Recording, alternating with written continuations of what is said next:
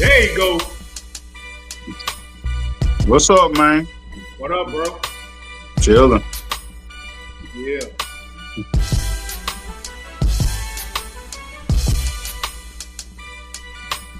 What you got going on, man? Look, man, I got a couple of things I want to talk about, man. Nothing too crazy. Just the last 2 days of training camp. You know what I'm saying? Yeah. A couple of quotes from the players, a couple of pictures. You know how we do. You know what I'm saying? And we just gonna get to it a little bit and get on up out of here, man. That's right. I think it's been a few days since all of us been in here together. So just working. I gotta look at the show you had with the two. Yeah, I think it was yesterday. I'm gonna look at it, man. I seen it, but I ain't get a chance to look at it yet. Yeah. Them my dudes, man. Them my dudes, man. There's a lot of stuff going on, man. There's a lot of movement. Yeah, that's what I'm saying. So if y'all think of something that I'm not missing, I can screen, you know what I mean? Find it, pull it up, we can talk about it. Yeah. But I got some stuff I already got. But if you think of something, just let me know. Okay.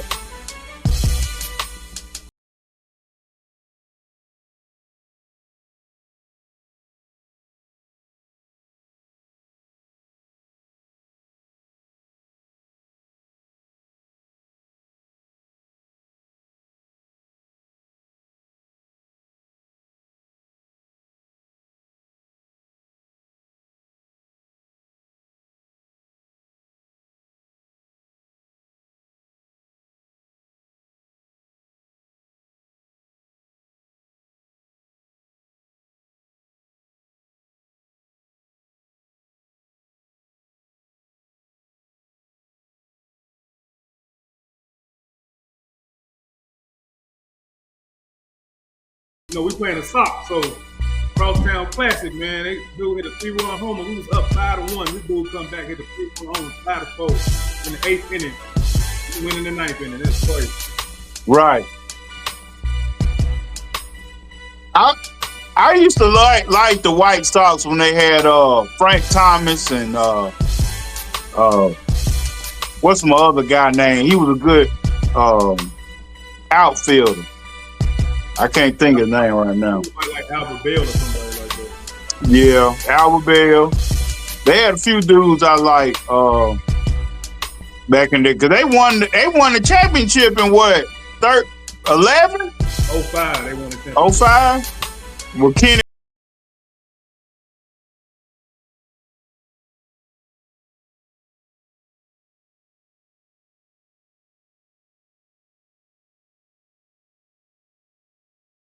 I used to like their colors back in the late 80s with that white and navy. Yeah. With the red trim, with the socks going across. I got a jersey with that. But it's the blue, it's the gray one. Yeah. The away jersey.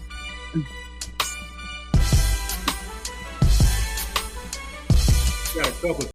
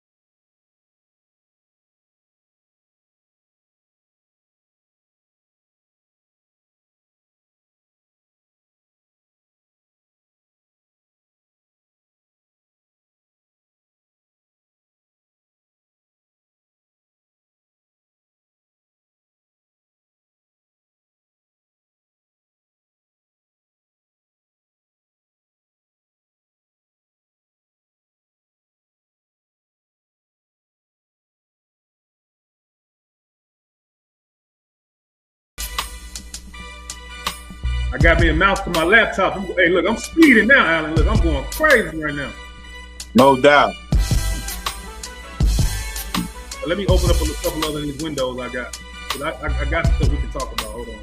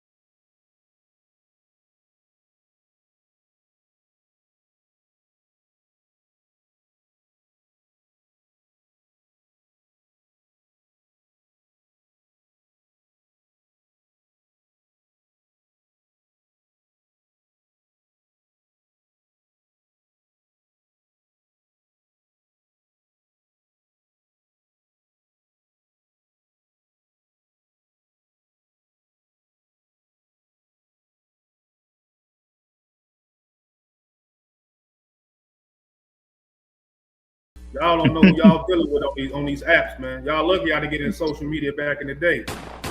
I'm telling you. They lucky I ain't hop on. They lucky I ain't hop on.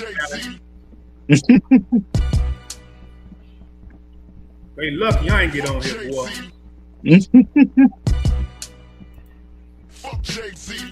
Hold on, let me turn.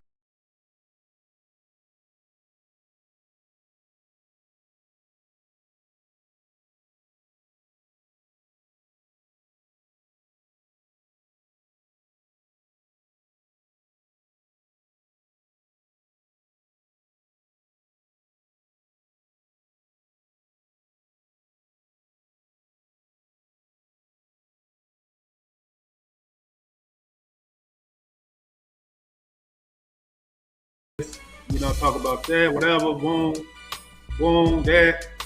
The O-line in there getting it in, Allen. You know what I'm saying? Them boys ain't leaving. They getting all the weights, man. They belong. They the O-line getting it in. Yeah, they got to stay pumped.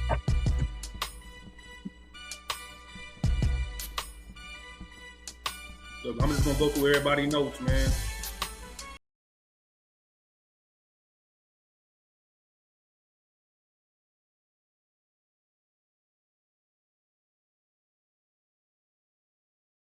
Saturday morning for the fourth practice.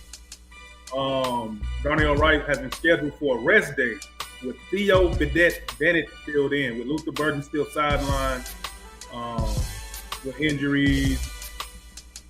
Yeah, let's start there, man. Luther Burden, man, we need you in camp, my G. Man, we need you in camp. Yeah, go ahead, Al.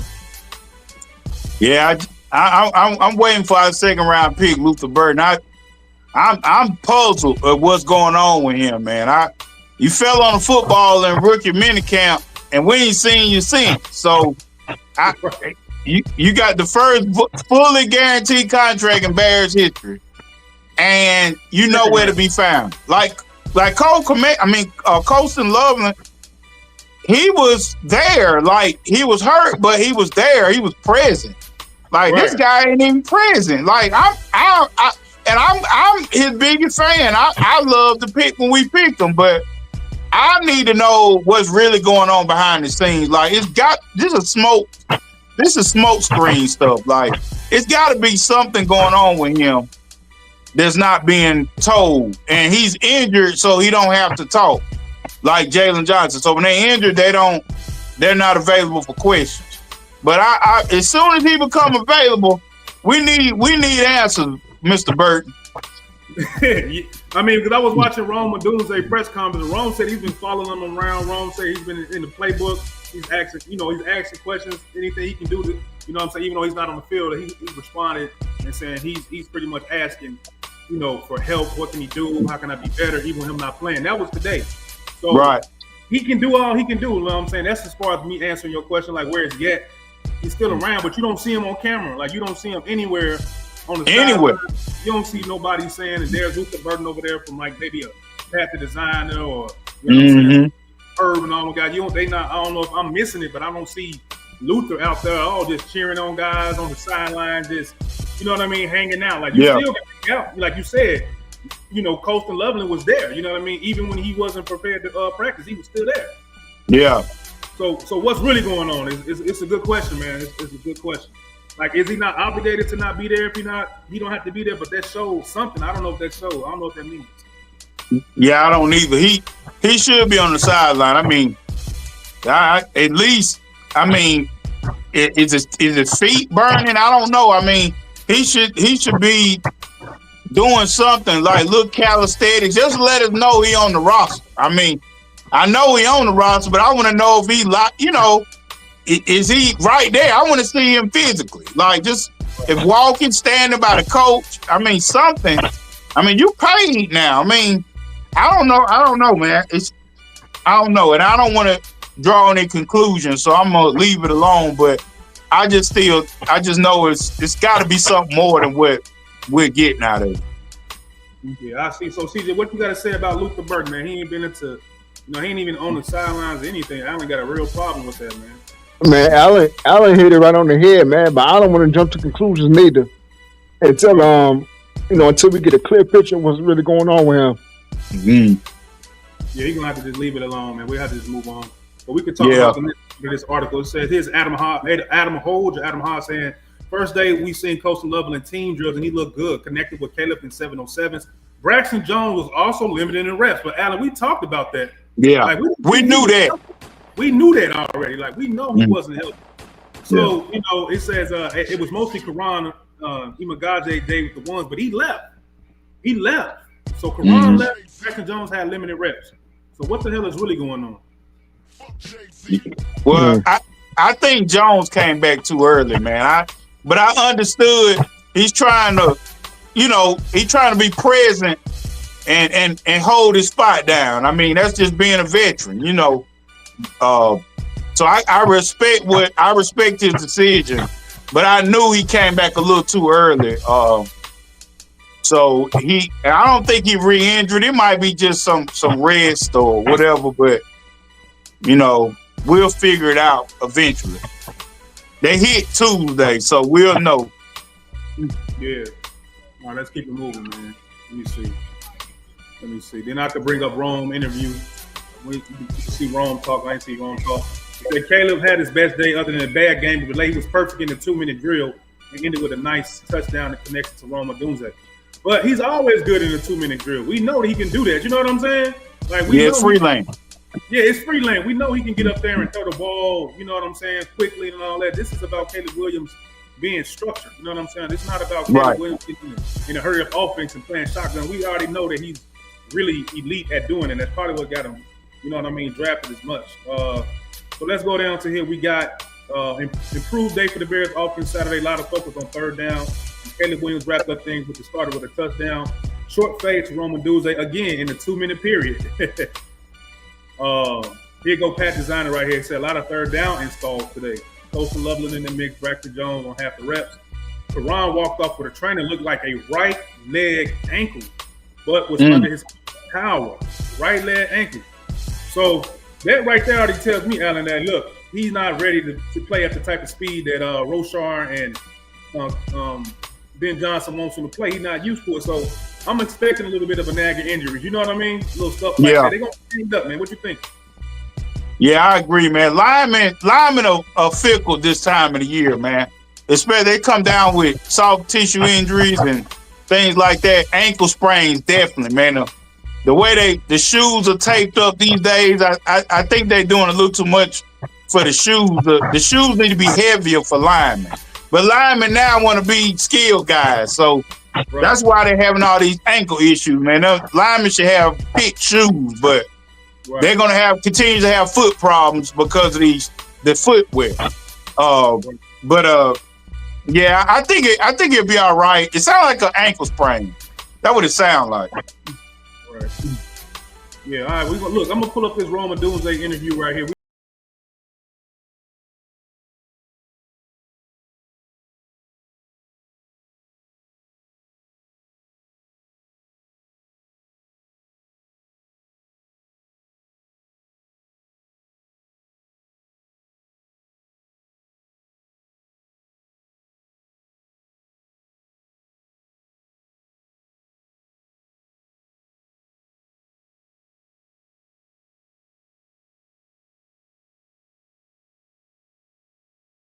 We have a drill, you know, it's competition. We want to come away with 7 points. That's our biggest goal.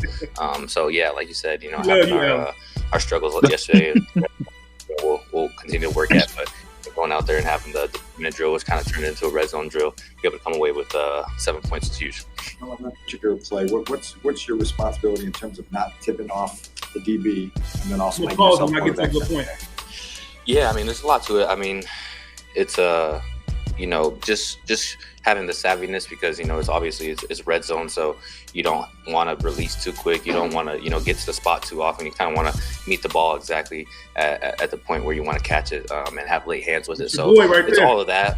Not giving the DB any, you know, sort of tips that I may be doing a fade. You know, he obviously has to protect the back. He has to protect the fade. He has to protect, you know, maybe a screen pass or something like that. So he's worrying about different things, and that's why it allows me to kind of be full attack mode and let him react, and hopefully, you know, his reaction is a little bit slower, my attack's a little bit faster. What's your comfort level right now in the offense? Shoot, I don't know how to assess that. I mean, we're continuing to develop it. You know, we're continuing to put new things in. So, you know, I feel comfortable with what we've put in. You know, I know Ben's offense isn't just, you know, something that you're going to completely and totally, you know, be encompassed in, or I guess full understanding it for year one. You know, it's something that kind of takes a little bit of evolving to get there. But, you know, from what they've given us and for what, you know, has been in the installs, the knowledge that they've given us, I feel like I've retained it very well. I can go out there and have success within it and, you know, execute what they want us to execute. So I feel very comfortable, but You're gonna be going for a while, Carl. I'm not the OC, so I can't say exactly how much I got.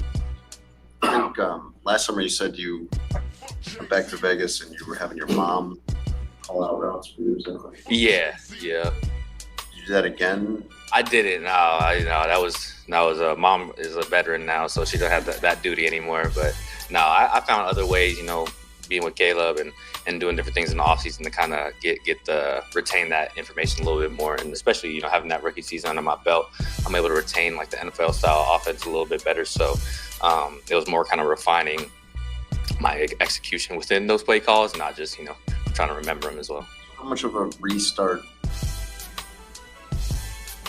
Alan, you said more of refining his skill set playing at the NFL level. Because this isn't college no more, man. Everybody's fast, everybody's big, everybody's strong. So it was an adjustment that he had to learn, he had to make, you know what I mean? And he was very well aware of that, you know what I mean? Right. All right, let's keep he got a lot to do, man. That's why I was telling you, man, being a wide receiver in the league is not easy because of the schemes, the defensive looks and things like that.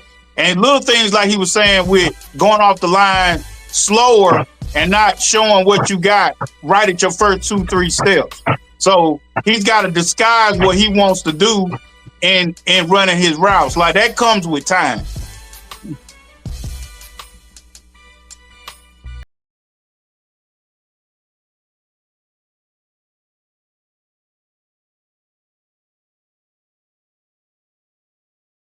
Experience to draw from, but like you said, it's a complicated new offense. Yeah, I think I drew a lot, honestly. I think there's a style in which the NFL kind of operates when it comes to offense and the execution of it. And obviously last year it wasn't up to a standard, but I think with this coaching staff and with the players we got this year, kind of having that experience from last year, like it really allows me to understand like what we're trying to go out there and execute. You know, not that everything is more complicated or Ben's offense is, you know, super, like I said, super complicated in that aspect, but just having that knowledge and understanding of how it kind of goes as offense in the NFL really, I think, helps all receivers, all, you know, playmakers out there, you know, execute in the right way. I sent you the link, Carl. Check your message. Jalen? Oh, yeah. I think he has a house out there. I won't disclose his location, but The greater Las Vegas. Yeah, the greater Las Vegas area. You know, I was trying to. They were trying to train at my high school, but my high school had went off to Boise State to do their little camp, so I didn't have many connections to go back to. So hopefully next offseason. There been anything that Dennis Allen has thrown at you that This is what I wanted to get your opinion opinion on. okay, What can you say right here? Go watch it. Use that when we get in real game situations. You know, his defense is really good. You know, it's been challenging going against him every single day. Honestly, you know, he has very, you know, he has he's like his tall, you know. There you go, Alan. There you go. He like his tall DBs, man. There we go. I wanted to see you hear that. Hold on. And he also said, "Oh yeah." Like the corners, so going against the boys every day has been a challenge, and you know, trying to work against them. So those are always challenging. There's rotations, late rotations, early rotations, deceptive cover twos, two highs are challenging as well. So trying to read those out has been a challenge. Also, their cab blitzes have been, you know, something I'm trying to figure out, trying to recognize when those are happening, but they disguise it pretty well. So it's been a great challenge for us. I think it's helped with my development for sure. Alan, go ahead and speak on that, man, because we've been talking about that the whole time. As far as like these guys are tall, man, 6'3", Yeah. 6'4", another one that's 6'4". So he's dealing with height because he's tall too. So he's learning how to be tall against people that are tall with him. So what do you think about that?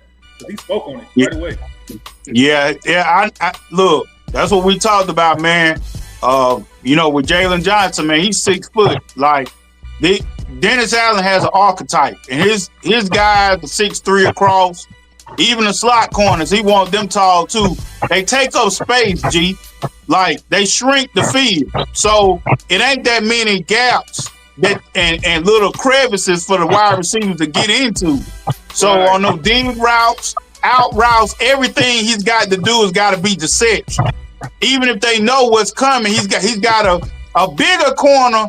It's harder to break on because of their height. They can shorten your window. Shorter corners you can get in front of, body them, and technique them. But tall corners have a different aspect of length that matches your length, and then now you got to be a technician at the route running. That's why I think his scheme is going to help Rome really grow. I think DJ will have a problem with this scheme compared to Rome. Rome has the height. DJ, I think when he catches the ball, his strength is running after the catch. So getting open is a whole different thing. So I admire Dennis Allen's defense with the tall corners, because that lets us get away with pass rush when you got tall corners. Tall corners give us at least 2 ticks a little bit longer if we can get to the quarterback. So the corners can now shove the field and keep the field balanced. And that way you can't run those quick routes, things like that, because there's no window to throw in. Right. Keep it going. Rome, you got a young team who's first missed a lot of time. What has he missed? Is there any way that you can help him with that process once he does get back?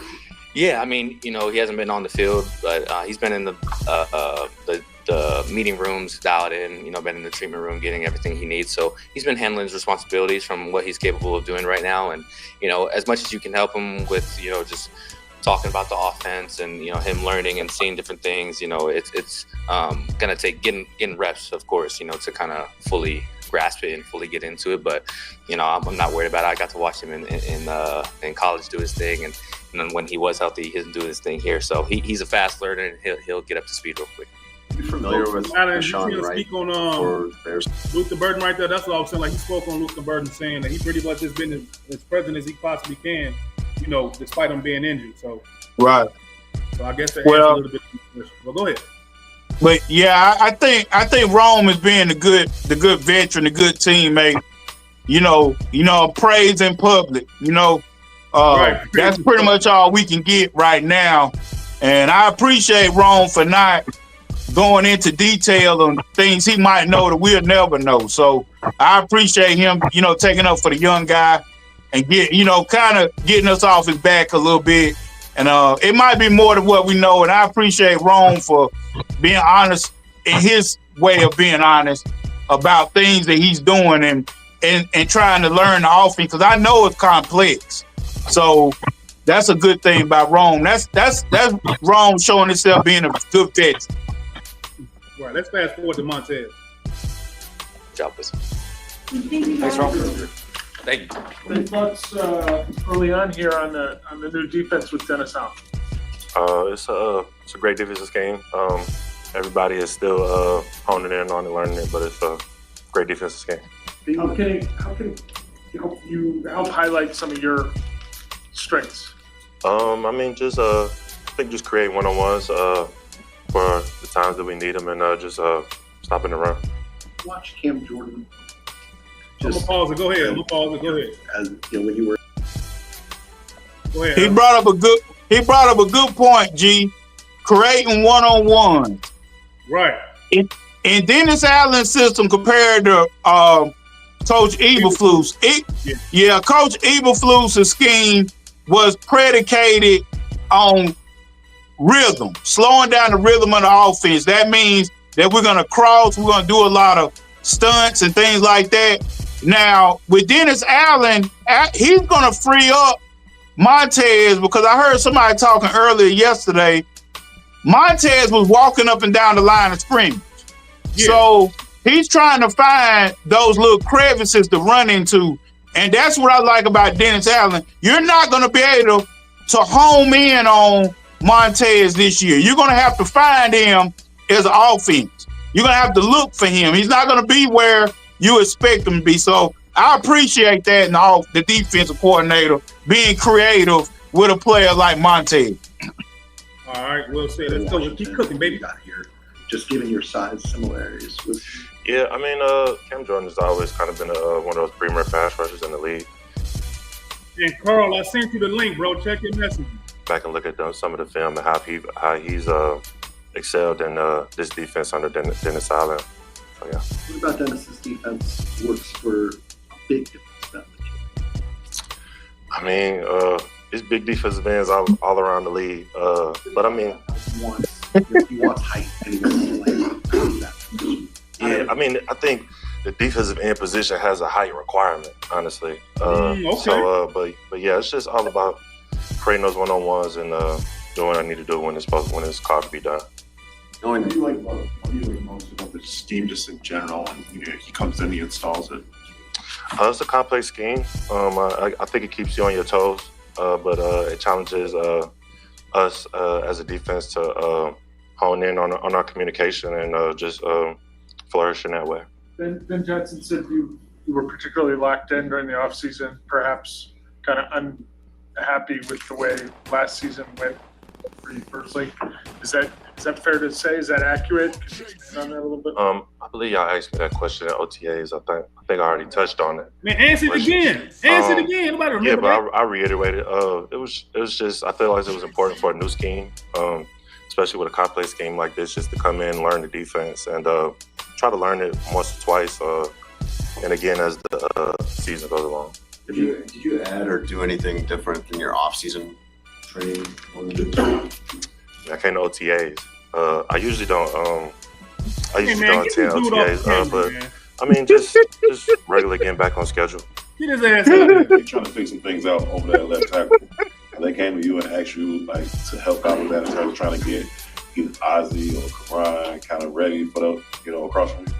Not necessarily. I think it's just an iron sharpens iron type of deal. Whoever's out there in front of me, I plan on making them better, and I expect them to do the same. Yesterday, Declan Doyle said that there's those two times that he broke through off the edge. Those were intentional pressure periods to test the offense. Did you know that going in? Is that something that you get when you get the script and make you aware of that you're not going to be blocked on this? Not necessarily. A pressure period is a pressure period. We don't really know who's going to block us.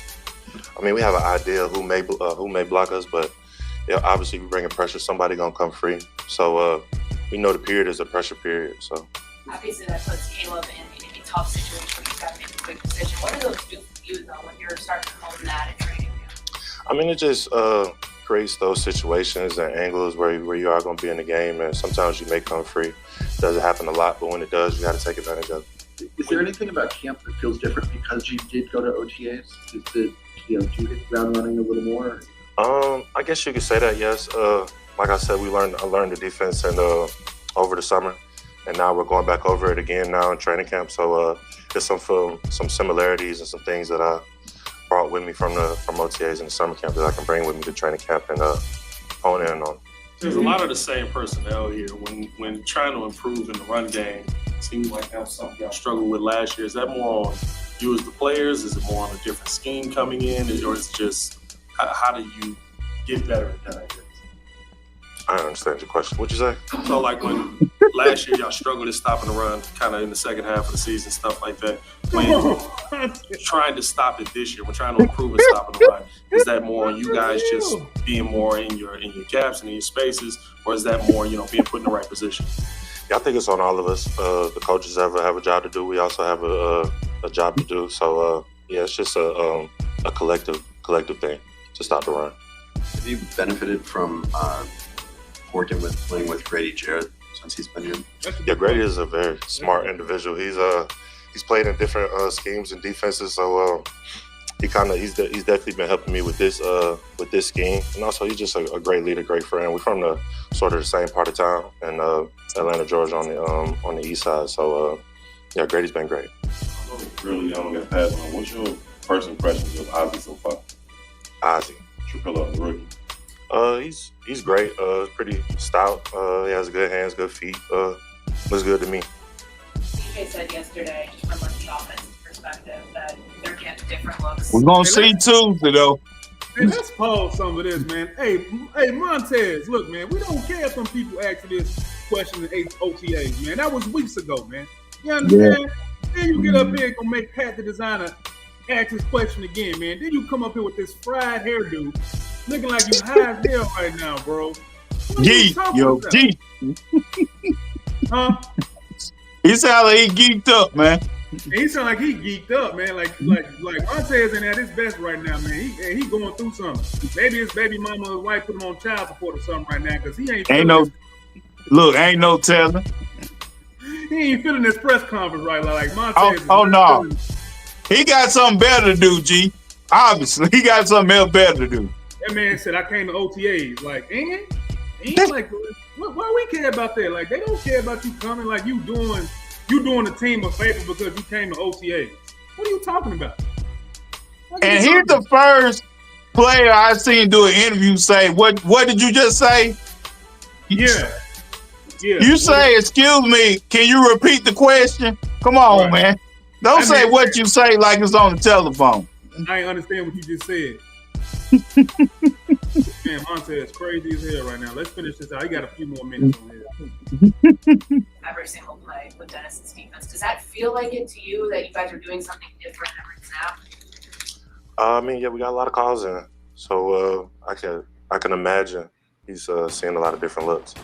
Do you feel like you're the guy that needs to lead the pass rush this season? Ma'am, I mean, sir, what'd you say? Hey, he did it again. Hold on, we're gonna rewind. Kind of spearhead the pass. You gonna do it again? Hold on. I mean, what'd you say? Hey, clip that, G. Like you're the guy clip that, yo. You're the guy that needs to lead the pass rush this season? Ma'am, I mean, sir, what'd you say?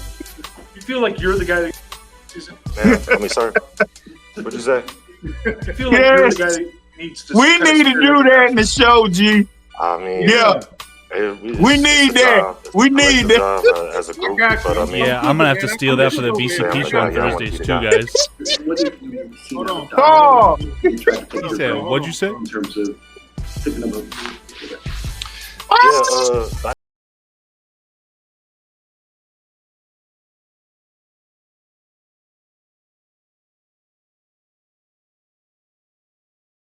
yeah, Montez is crazy as hell, bro. I had to cut that off, man. Carl, how you doing, man? Really good, guys. Really good. Hey, I'm gonna keep the camera off today.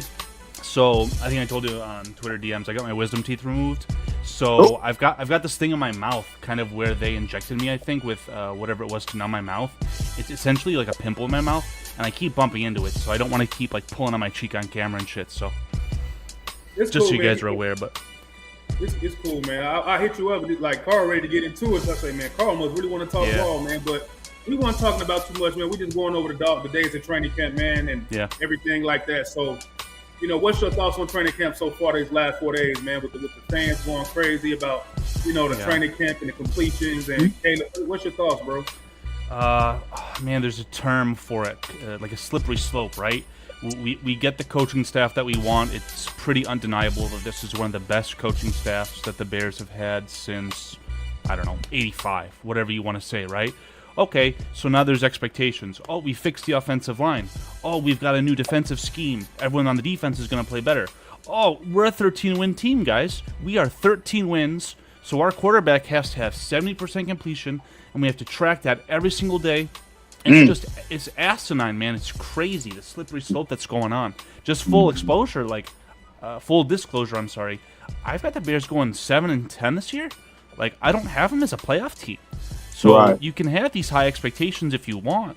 But I saw some idiot on Twitter earlier say, oh my God, this Caleb Williams guy, I'm over him. He's not at the threshold. He's just playing bad. Other idiots saying, like, oh, I want Drew Allar. I can't wait till we draft a quarterback out of PSU, Penn State. It's like, guys, what are we doing? What are we doing? It's embarrassing. He can't look bad in practice. He can't look bad, Carl, in practice. Now listen, like we talking about practice. Yeah, you guys know better than anything else, right? These are simulated experiences, right? Whatever day it was, 3 days ago, I think. Friday they worked on third downs. So Thursday was, I think, like your second and long situation. And they started the practice by literally designing Montez Sweat to hit Caleb Williams. Just to test him, right? Like, hey, you're going to get pressured. How are you going to respond to this? And we're talking about, oh my God, he threw a couple interceptions. Who the fuck cares? And in the same breath, like, your defense looks good because of that. It's just craziness. Yeah.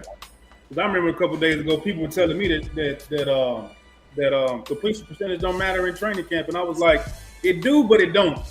Like you can't go over 10. You can't go over 10, bro. Just to a point, right? Like we're seeing guys like JJ McCarthy and Jaden Daniels throw 5 interceptions in training camp in a day. Are they? Should they get fired? Should they get released? It's just craziness, man. Yeah. It's a part of it, man. To being in the process, of a training camp. But 0 for 10 is 0 for 10, which is nuts. Speak on that, Alan. Like, what does that say? 0 for 10? Like, I know you can't go 0 for 10. What up, Woody? What's going on, bro? Yeah, you can't go 0 for 10. I think C was bringing that up in the chat. Like, we just can't.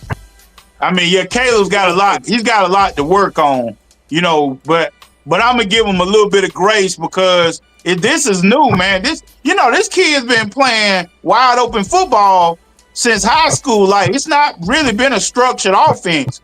Like, that's testament to him that he's played sandlot football up until a pro. Yeah, that lets you know he has a lot of talent that he can go off script and beat you by 3 touchdowns.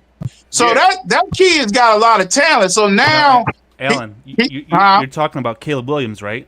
Yeah. Right. I just want to compound that before you get going again. The people who are comparing the situation with Jared Goff in Detroit, it's like, okay, first year under Ben Johnson, but what about those 6 years under Sean McVay? What about that time that Jared Goff went to a Super Bowl? It's apples to oranges to say I need XYZ, passing yards, touchdowns, whatever. Yeah. It's just asinine, bro.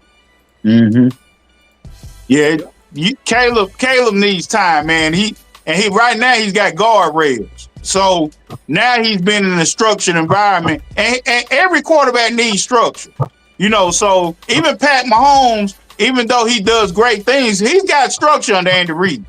Like, so, Caleb Williams needs to get structure too, because I think the kid's got immense talent. I don't want nobody else as my quarterback. I'm gonna say that out loud and far away. I don't want nobody else as my quarterback but Caleb Williams. He showed me some guts. He got knocked on his ass 68 times and didn't fucking complain about it. I want that type of guy I want to go play football with. Yeah, he's a football player first. So his demeanor has not changed much. Yeah, the quarterback part, he's going to get that. And I expect him to throw for 4,000 yards. 70%, that's reaching for the moon. But if he gets 60, that's in the stars. So I can get with that. Yeah, and speaking of that, Carl, don't turn the ball over. This came up about the press a couple of minutes ago, man, before I came up in here. It's just about what Ben Johnson is giving them, man, giving them homework. And this is something that he needs, man, to be ordered to be the 70% passer we think he can be. Chicago Bears head coach Ben Johnson gave Caleb Williams clear homework over the offseason. 1, daily playbook study, 30 to 40 minutes a day. You can't give up an hour or 30 minutes. You probably shouldn't be in this position. That cut and dry. So Carl, that's just that little bit right there, man, and let you know how detailed and how serious this situation to be an elite quarterback at this level means. You know what I mean, Carl? Yeah, I mean, there's so much to it. It's kind of cliche at this point, but I don't know if you guys have seen either seasons of Quarterback, the series on Netflix. Yeah. Season 2 featured Jared Goff, the quarterback of the Falcons. I cannot think of his name. Kirk Cousins, and then Joe Burrow as well. One of the starts of the episodes, they're just talking about everything that goes into having an NFL play run before the actual snap of the ball. It's insane how much they have to retain and know. Right. So if you're an offensive lineman, a running back, a wide receiver, you're just listening for your job, right? That's why you'll see wide receivers break out from the huddle before anyone else. Obviously, they have longer to travel to get to the spot on the field, whatever. But I mean, just to have all that information before you even do anything, we're talking about a brand new system where Caleb Williams could potentially go to the line of scrimmage with 3 plays, right? This is the play. Nope, I don't like it. We got to change it. And then I just watched a fantastic video from Brett Kallman. It was ironically about Bob Sanders, but just kind of some of the things you have to do as a quarterback, like what Tom Brady would do in a hostile environment in Indianapolis at a playoff game. You're doing things like dummy counts, where everything is just with your leg, and just that motion with your leg is like a fake. Like, there's so much that goes into it that the casual fan probably will never understand. It's insane. Yeah. Yeah, it is. It's a lot of work. Then we got Allen. I'm gonna bring this one to you. It says footwork focus, aligning his step with his play timing to reduce sacks. He was sacked the league high 68 times. So his footwork is so important to what, Allen? Throws, velocity, accuracy. So just explaining to people how important that footwork is for a quarterback to deliver the ball on time. Yeah, that's why he changed his leg position. Where now he's got the left foot as a lead foot in his throw. So now he don't have to cross his body to take a tick off of his clock. So those type of steps, man, for a quarterback are vital. Aaron Rodgers, I know we don't like to talk about Aaron Rodgers, but he led with the left foot. Tom Brady switched to it. It's just it's not comfortable at first, but the accuracy goes up because now you got your plant foot already aligned with the snap and everything like that. So you don't have to waste a lot of time. And like Carl was saying, the first couple of seconds that he's at the line, that's why it's imperative to get out the huddle with 16 seconds or more so you can scan the field. Because the defense is going to talk to you with 5 seconds left on that play clock. They're going to move into their original position, their legit position of the defense. But if you get to the line late, that's going to keep you from making those certain reads and seeing where a person's going to be, because accuracy starts before the snap. That way you can see where the defense is leaning and not leaning. Sometimes the defense is going to play a base front, so you might have to do a little option route to your running back or things like that. Those are things you got to learn on the fly, and you don't have a lot of time. So get the play in. That's why being shut practice down. I cannot operate as a coach if I can't give you the plays to go in there so we can be successful getting out the huddle. Getting out the huddle is the easy part. So if we can't do that, let me get to the second string, because that is the part that's got to be addressed going to the line of scrimmage. We got to get out the huddle, period. Got to get out the huddle so we can scan the field. You got 3 plays so we can go through it. The footwork and everything is balanced off time and rhythm. If you're constantly snapping the ball at 2 seconds, you ain't got enough time to even make a good read. Everything is rushed. The play is rushed. Now you turn the ball over. Now you're taking sacks because you wasn't ready. So all of that stuff is vital, man, to a quarterback. It's a tough position in football. So you have to be available mentally to take on all that responsibility. It's a lot, man. CJ, you got anything to add, man? Hey, man, Allen said it all. And as far as Caleb, as far as this practice thing and him performing and whatnot, it's practice for a reason. Ben Johnson said he was not going to make it easy on him. So you expect the defense to ramp it up on him. You expect them to change the defense up on him and make it difficult. Yeah, for real. And then we got the last thing right here, Carl. It says then he got homework, working on his short left side throws. Correcting OTA misses by drilling those daily during all-season reps. Working on the short left side throws. Carl, what does that actually mean for the audience? And we got 37 people. Short left side throws. Speak on that, Carl. It just immediately reminds me of like Mitchell Trubisky. I always thought that was the trope with him. He couldn't throw to his left, whatever. But I have a feeling that it's just directly related to the footwork placement, right? Is it? Yeah. Allen explained it perfectly, but he said the left foot is forward, I believe. Yeah. So essentially just kind of, flipping his hips, getting the ball out fast.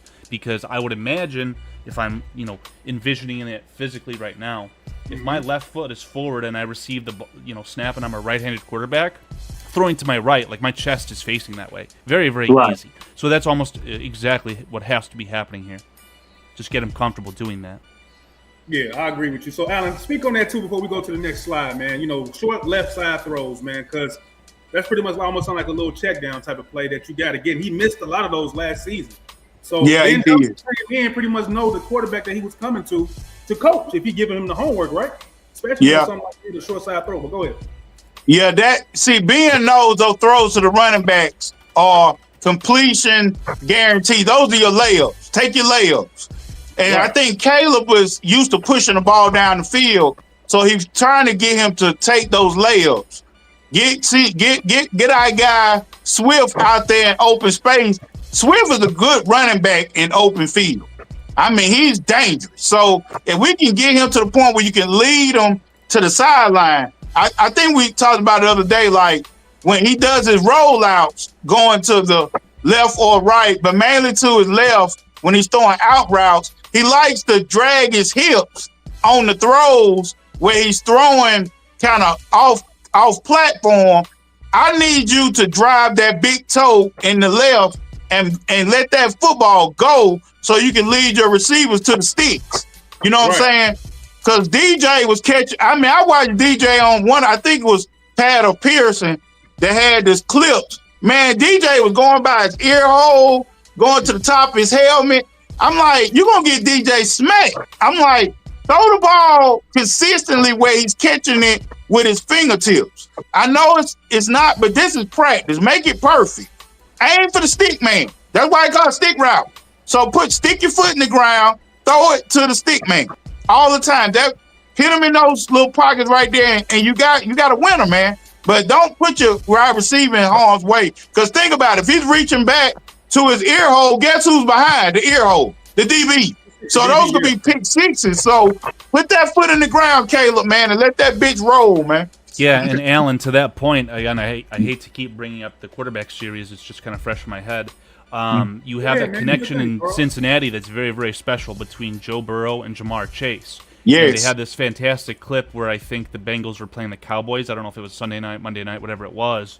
Burrow's like, man, I don't have to do anything except put the ball in a spot to allow my elite wide receiver do the thing after the catch. That's right. The placement of the ball can really dictate a lot. And that's why I really like the draft picks of these young receivers, especially Rome. You want these guys to grow together and have that, connection so that things like that can develop, start to take advantage of the after the catch, all that good stuff, right? So it all goes hand in hand. Right. Yeah, man. Well, y'all cooking right now, bro. We're going to keep it going, though, man. CJ, you got anything to say about these left side throws, bro? Or did they kill it, man? Because, Carl coming here, he kills it every time. If you got anything to say, man. Carl Allen, both nailed it on the head, man. I appreciate that, CJ. And I didn't say hello to you. What's up? What's up, bro? How you doing?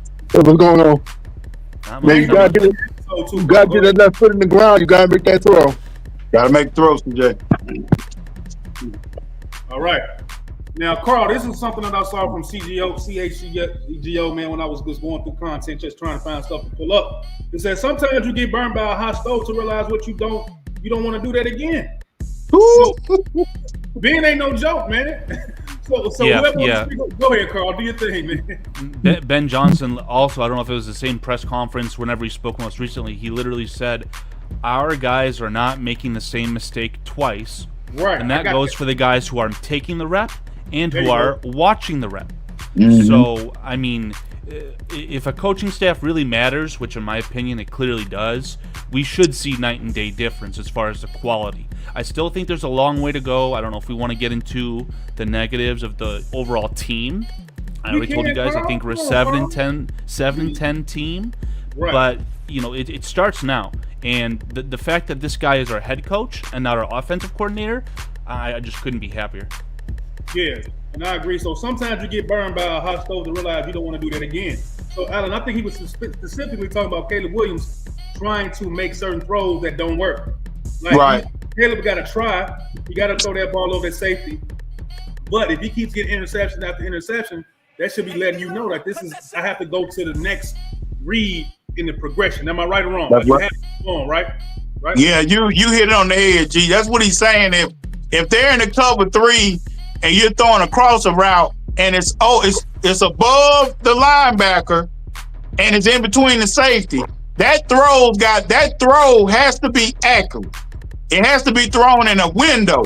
You can't throw it to a spot in that series. So that's kind of what Ben is kind of saying, and maybe not that format, but that's what I'm kind of envisioning, that when guys are running certain routes, if you're seeing a certain coverage and you make a throw, it's got to be a certain window. So that comes with timing.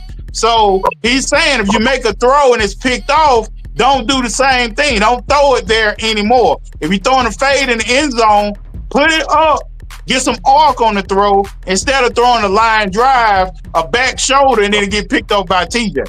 So he's saying, don't do that again. Make sure you put an arc on the throw because Rome's 6'4", 6'5". So you should be able to, those are wins. And then Loveland and Cole Kmet, those are wins on the boundary. So, you know, he's teaching Caleb through trial and error. And that's what coaching is. Right. Trial and error, man. Like, if you don't be scared to throw it, but if you do throw it and it's wrong, don't do it again because you know that if something could come with it. The football protection is the biggest job of any ball carrier. You know what I'm saying? Again, that's why we're talking about practice. Just because mistakes being made, it means that you're learning. So for us to be preaching and expecting 70% completion in practice, it's insane. I can't get over that. Yeah. Especially when they know the play. Right. Yeah, literally. But I'm gonna get into some other stuff right here, guys. Just hold on real quick because, and I think he wants Caleb to go through the next possession. Like, bro, you're gonna get burned because you keep trying to fit a square peg in a circle. You know what I mean? So, with many words, he's telling him, man, you're gonna get burned by doing it. So move on to the next progression to where somebody is open the next again. So, hold on, let me pull this up right here. Give me 1 second, Carl. I got a new laptop, man. So I'm able to do things I wasn't able to do last season. I saw it was a MacBook, isn't it? Yeah, it's a MacBook, man. You're insane for that, but yeah, it costs a fucking grip too. I bet it sounds like it. It should cost some money. It should cost a grip. Hold on. I lost my spot. That shit disappeared. And this is something that I wanted to get you guys' opinion on, man. Hold on. No, that's not what I wanted to do.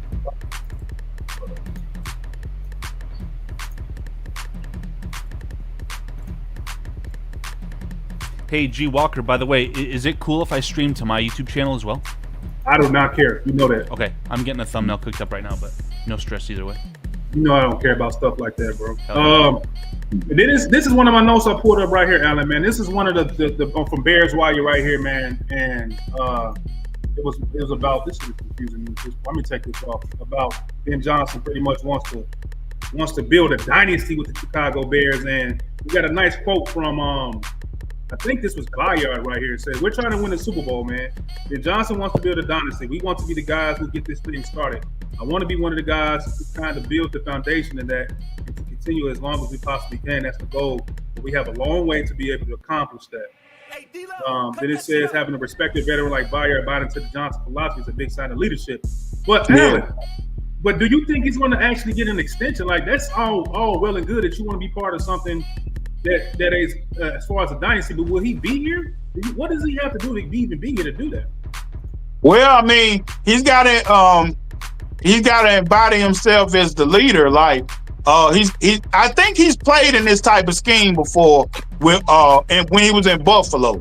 So I think Bayard is gonna be all right. I think his age, you know, but he can always go down to the box and play strong safety. I mean, because really Briscoe's coming up on his free agent year too. So it's a lot of things could be changed in that safety room. Yeah. But Bayard is Alan, a leader, man. I mean, everywhere he's gone, man, he's been beloved by his teammates, man. So he echoes what the coaches want. You don't have to argue with him. He's a self-starter. NFL teams need at least 7 to 8 self-starters. You know, that they can get the guys in order and they can take the team and separate the coaches from the players because you already got leaders on the field. And I believe Bayard is one of those guys. Yeah, Alan, I just wanted to interject really quick. Our top, on paper, I don't know how it's actually going to shake down, pretty safe bet that our top 4 safeties, right, the starters, Bayard and Brisker, as well as our backups, Elijah Hicks and Jonathan Owens, or I like to call him Mr. Biles. Right. All 4 of those guys are out of contract next year. Right. None of those 4 players are under contract for the Bears in 2026. So there's quite a lot of turnover that could happen in the back end of that secondary. Let me find it. But I don't know. If I had to put money and, you know, let's say I had to place a bet on a guy that will be back on the Bears out of those 4 I just mentioned, Yeah. Bayard's got just as good of a chance as anyone. He wouldn't cost an enormous amount of money. No. I don't want to say God forbid, but if Brisker has a full 17-game season and plays well, like really well, he will have all the ammunition in the world to say that I should be a top 10 paid safety in the NFL. And I don't know if the Bears can afford to do that, especially, you know, what you just handed out to Gordon, and with the way that, you know, I hate to bring this up, the Jalen Johnson situation. Same thing. If he plays well, he's going to need a restructure to get a little bit more money, because these guys like Ahmed are getting paid way too much money. Yeah. So he might need some more money too. I don't know if you can afford to make Brisker a highly paid player. Ideally, he just goes middle of the pack. But Bayard's a guy who I love, and if he stays healthy, plays well, adapts to the scheme, he could come back on one of those 1-and-1 deals. You know, a 1-year contract that's technically a 2-year, but has an out after the 1 year. Yeah. Middle of the road veteran, see where it goes. I just want to say I love Kevin Byard. Great player. I do too. I think Kevin Byard, preferably, he's always been healthy anyway, man. He's always kind of been a sturdy football player in his career. Very few injuries. So I think if he just manages and keeps the defense intact, because free safety, a lot of people, if you play football, the free safety makes the coverage calls. Right. In the huddle, when they go to the huddle in defense, the free safety makes the first call. Then the linebacker makes the line call. So that's an important position, man, in football, is free safety. Because he's really the quarterback of the defense. So because he sees everything, because he's the furthest back. So that guy is imperative to being entrenched in the defensive scheme. And also you got Brisker. I love Brisker, but I'm just so scared of the head injury, man. I hope he makes it through the year, and if he does, he deserves money. And Jalen Johnson, guys, I don't want to jump out there and say nothing crazy. I like Jalen Johnson, but Dennis Allen has a type, y'all, and his types are 6'3". That's his type. So if all things are equal, I don't think Ryan's gonna be quick to give him any money unless he has a lights out all pro year. He's got to be an all pro this year. Yeah, because Dennis Allen has a type, 6'3" and above. Take the emotion out of it. Guys like DJ Moore and Jalen Johnson, they are undeniably the best at their position on the football team, respectively. Right. You cannot afford to just keep everyone, right? I want to pay Brisker, Gordon, Tyreek Stevenson's resurgent. Let's pay him. All these guys. Well, it just doesn't work like that. There's cap casualties and things that happen. Literally, look what happened with the Chiefs and Joe Tooney. Yeah. You're in a Super Bowl window and you want to trade away a Hall of Fame guard? Well, they didn't want to. So they didn't want to. If you can get a 1 and a plus, right? A first and a third, a first and a fourth, a second and a third, whatever it is for Jalen Johnson, free up cap space, because like I said, pull back into the secondary right now, not under contract. Don't be surprised. I'm not banging the table for it. I'm not even looking for that to happen. I'd much rather just have an elite cornerback, a top 3 cornerback on the football team. But if you can kind of, get to the point where you're drafting, developing, and recycling, that's the way that you build an extended window for your football team to win games over many years, not just once. Yeah, I agree, Carl. I think Ryan got some situations, man, because let's say hypothetically, guys, we start off as let's say we start off 6-0 or 6-1. I don't think nobody will get moved. But let's say we flip that and we start 2-4, 2-5. Ryan's gonna be like, man, look, we're going to offset some of these assets, because, like I said, I mean, cornerback, we're pretty deep at cornerback. That's why I say if Jalen's not available for why, I think the coaches are they're pretty decent at corner, man. Like, they got a lot of guys. They're going 6-7 deep. Yeah. It depends on how Terrell Smith adapts to the system. Alan, I think that you may be one of the highest on Terrell Smith, at least as far as I the love last Terrell scheme. Smith. Me too, man. Me too. I would prefer him to start over Tyreek Stevenson. But if Yes. both of those guys, Terrell Smith and Tyreek Stevenson, work out, you're playing with house money as it pertains to Jalen Johnson. So. Now y'all go ahead. Do y'all think y'all talk about the corners, man? So keep going on. We can talk about them. Go ahead. Y'all do your thing. Oh yeah, Zay. That's Zay Frazier. And is that who that corner in the corner? Is that Trey Flowers? No, there's no Trey Flowers there. No, it's Terrell Smith at JJ. the bottom left. Okay. So you got Terrell, and you got Zayd, and you got Tyreek, and you got JJ. That's pretty Okay. deep. This is Yeah, kind of Zay's 6'4", I think. He's 6'4". Right. Yeah, my big problem with Zay Frazier is just his age, right? He's not going to be here in the NFL for another 15 years. The kid's already 26 or something like that. He has 6 years 25. in college. Mhm. Yeah, 25. So, again, he's what, a 5th-round pick? We should not be slamming the door saying, yep, he's the next all-pro lockdown guy. Right. But again, in a situation like this where guy gets hurt, you need him to play some games, you know that there's going to be some injuries during the season. It's just a given. It's not a bad thing to have that depth, and I hope the kid does well, but I'm not counting on him by any stretch of the imagination. No, I think Nation. Yeah, I think Nahshon Wright. I think Nahshon Wright is killing it right now. Yeah. For him to get starting reps, and he's 6'3", about 190. And he's getting starting reps now. He's in Jalen's spot. You know, my thing is if Jalen's not in, why is Smith not in his spot? You know, that says a lot about Nahshon They're Wright. locked into the position. For whatever reason, they're sticking to their guns on the depth chart. So on whatever side you want to say, on one side, it's Tyreek Stevenson, and behind him is Terrell Smith. Okay. They may want them to both focus in on that one position, and it doesn't matter if they're the two best on the team. We need you two to, battle it out, and whoever is better, we decide who plays there. But the other side, it's Jalen Johnson, who's unquestioned, and I think behind him is Zay Frazier. Both of those guys aren't at camp. So now we're down to our 3rd position on the depth chart, Nahshon Wright. I'm pretty sure Nahshon Wright, there's a clip on social media the Bears released of him essentially getting mossed by Rome Odunze. Oh, indeed. There's a reason Nahshon Wright's bouncing around. I don't want to pretend and say, oh, this guy's a Hall of Famer. No chance. If he makes the roster, I'll be shocked. But if he plays well, good for him. Yeah, and then Trey Flowers got picked up too, so maybe that might be something behind that. That maybe they need a little bit more depth, a little bit more veteran, a little bit more veteranism in that defensive backfield. Yeah, experience in the system just help these young kids learn. I mean, it makes as much sense as any signing, but again, just for depth, can't body. Yeah, I totally agree, man. I agree. But let's get into something that I brought up in here, Carl, CJ, and Alan. That's the O-lineman right now, man. The O-lineman right here.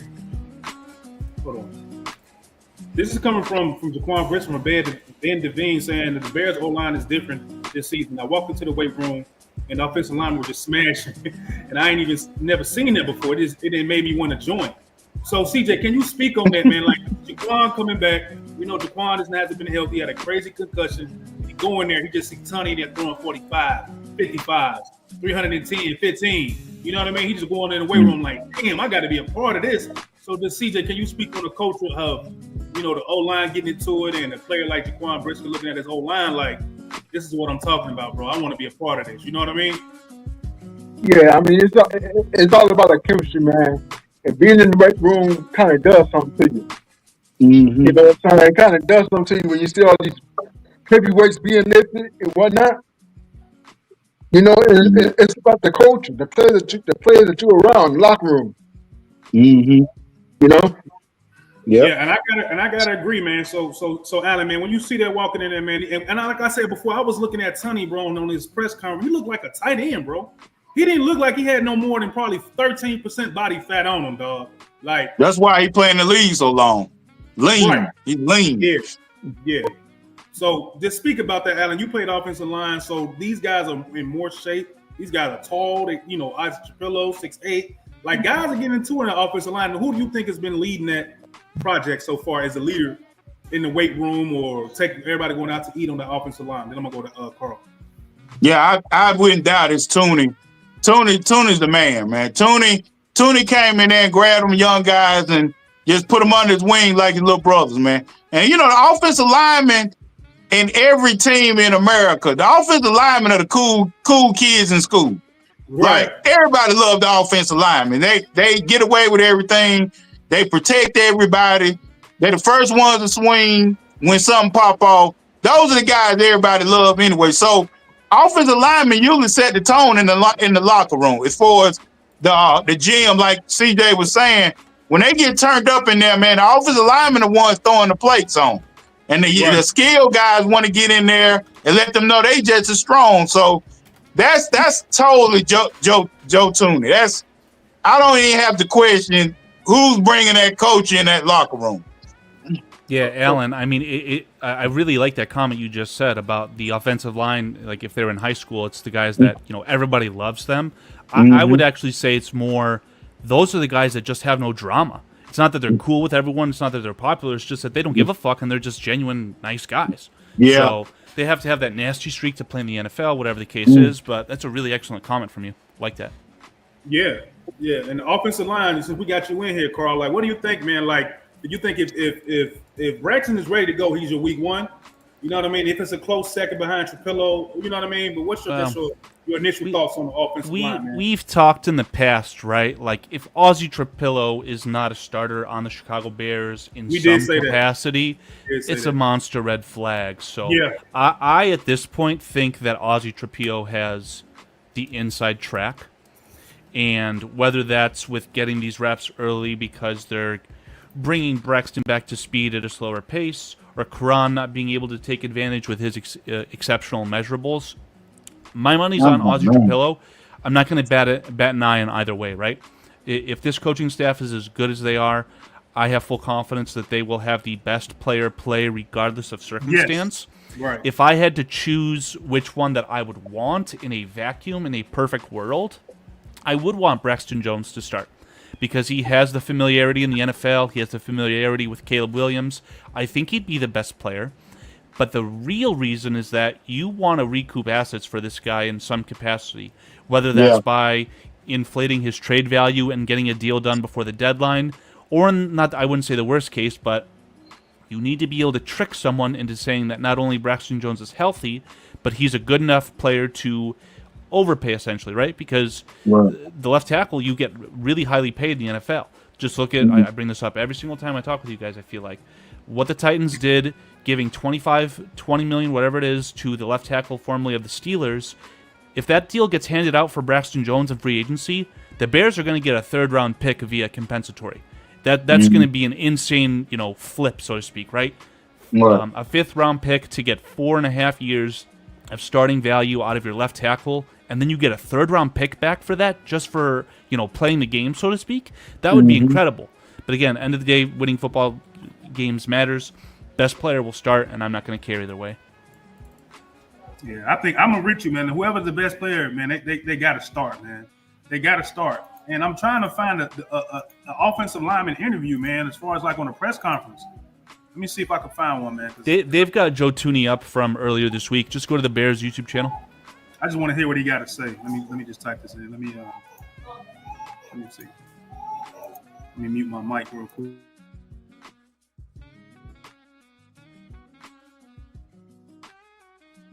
Don't want no dead air. I mean, have you guys heard the rumors of Karan potentially just being like that sixth man off the bench as far as being able to play every position outside of center? The super sub.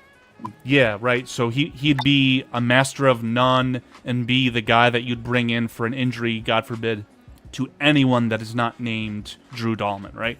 Left guard, right tackle, left tackle. As far as his measurables, I wouldn't be surprised if that's something that we see, but very, very interesting. Yeah, for sure. I mean, I think our coaching staff's done a great job. Look at this dude, man. Look at this dude, bro. This man look like he could play wide receiver or some shit. He look like he sell insurance, man. Quarterback, and it's going well though. Just this is crazy. Just keep building on each other, keep learning, playing with each other, building that chemistry, and it's going well so far. It sounds like Urlacher a little bit too. Mentality of the offensive line change. Yeah, I heard someone say that as well. I think the mannerisms, yes, but For there's sure, something he's a bit more as like offensive linemen, twangy. We always take pride in run the ball, be able to protect the passer, and open up lanes for our runners and protect Caleb. And so yeah, I mean, pads, that's real football. And I mean, there's only so much you can do with shirts or shells on. And but yeah, I think we're looking forward to it. And it's that time of year, ready to get going. What are I you can't able to tell at this freaking point wait, about the Joe. running game, if anything, given that you're not in pads? Yeah, I mean, just there's obviously difference in playing with pads and versus no pads, but getting to our assignment with great technique still, and but just that physicality factor, that's really gets enhanced with pads on, proper equipment. So yeah, I mean, you always want to run the ball as an offensive lineman, and that comes along with putting pads on. You're pretty multiple in the run game in Detroit and Ben's game last year, but like majority of that was outside zone. Can you already get a feel that Outside that might zone. be the trend here too?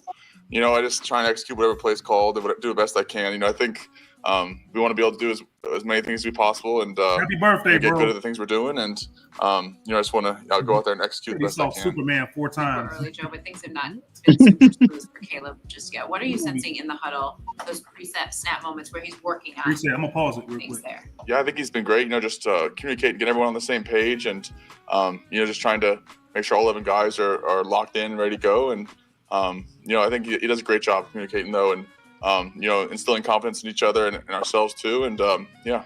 Joe, with your So Alan, what does that say about a guy that's pretty much been on Super Bowl teams, and he gets to say that about Caleb Williams? Like, he's getting the plays out, he's communicating, making everybody believe in themselves at the same time, man. So Caleb has great leadership ability, we all know that, but to earn the respect like a guy right here, Carl, like this that means a lot. If I'm listening to that, you know what I mean?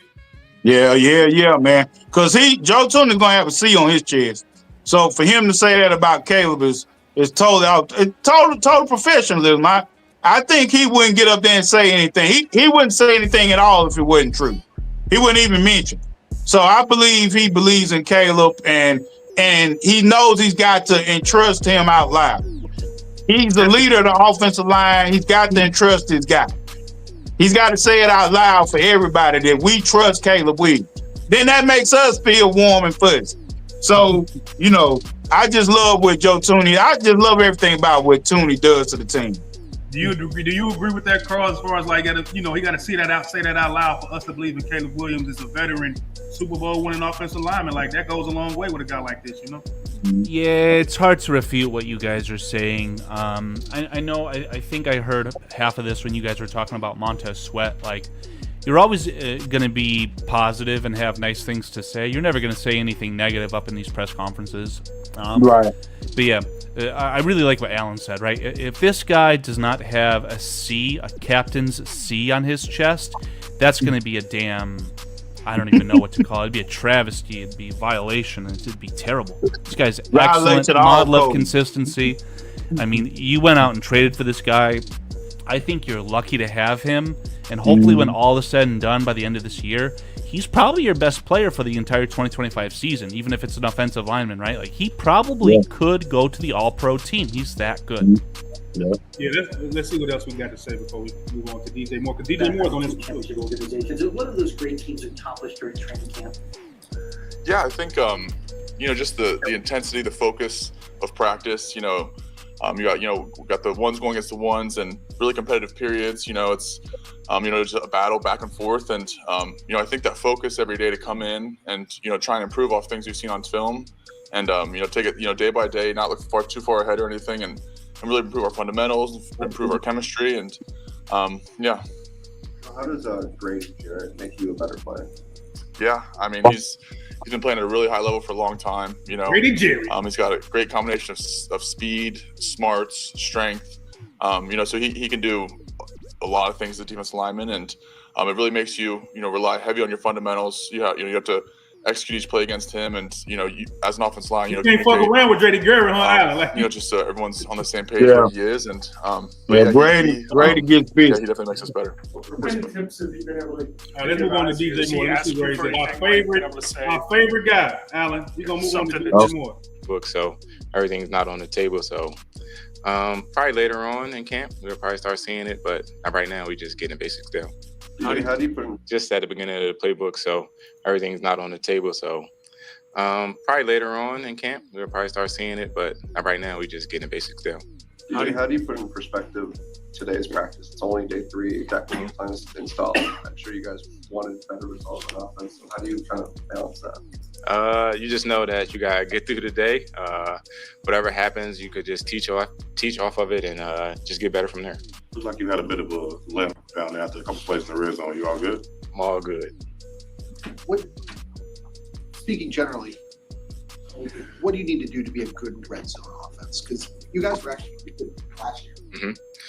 We just got to be on timing. Everybody in the spots that they need to be, and just divide the end zone up with different people that's going to be in their spots, and Caleb can throw us the ball to. How do you think it's been going so far? The offense in general. In general, I mean, it's been a good 3 days. We had a few hiccups, defense getting the better of us with the picks, but I mean, it all comes with the days of training camp. Jim Ben was pretty emphatic the other day in saying that this is a race and you guys have to get ready for week 1 pretty quickly. How do you respond to the urgency of what this is here over the next 6 weeks? They testing us to be pros, like the max effort of being a pro and just getting it down the playbook and your conditioning to be ready for Monday night against the Vikings. DJ, you know what? I got something else better than this. DJ's kind of. We're gonna go to the standout guys in camp. He's highly motivated coming off of last year that bothered him. I don't mean no harm, but I don't be wanting to hear DJ talk. Ever since he walked off the field, he got to earn that shit back from me. Right, he got to earn it back. But we're gonna get to the standouts at day 4 camp. That's pretty relevant. This was about 9 hours ago. So the standout guys at camp on day 4, man. So number 1 right here, Carl, we got Colston Loveland, man. The Bears' top draft pick. Loveland was a full participant in Saturday's practice, was marked his first time as tight end. Practice, he looked good per Adam Hoge. He had 3 catches on that day, according to Adam John, including 2 during the 7-on-7 and 1 during the 11-on-11.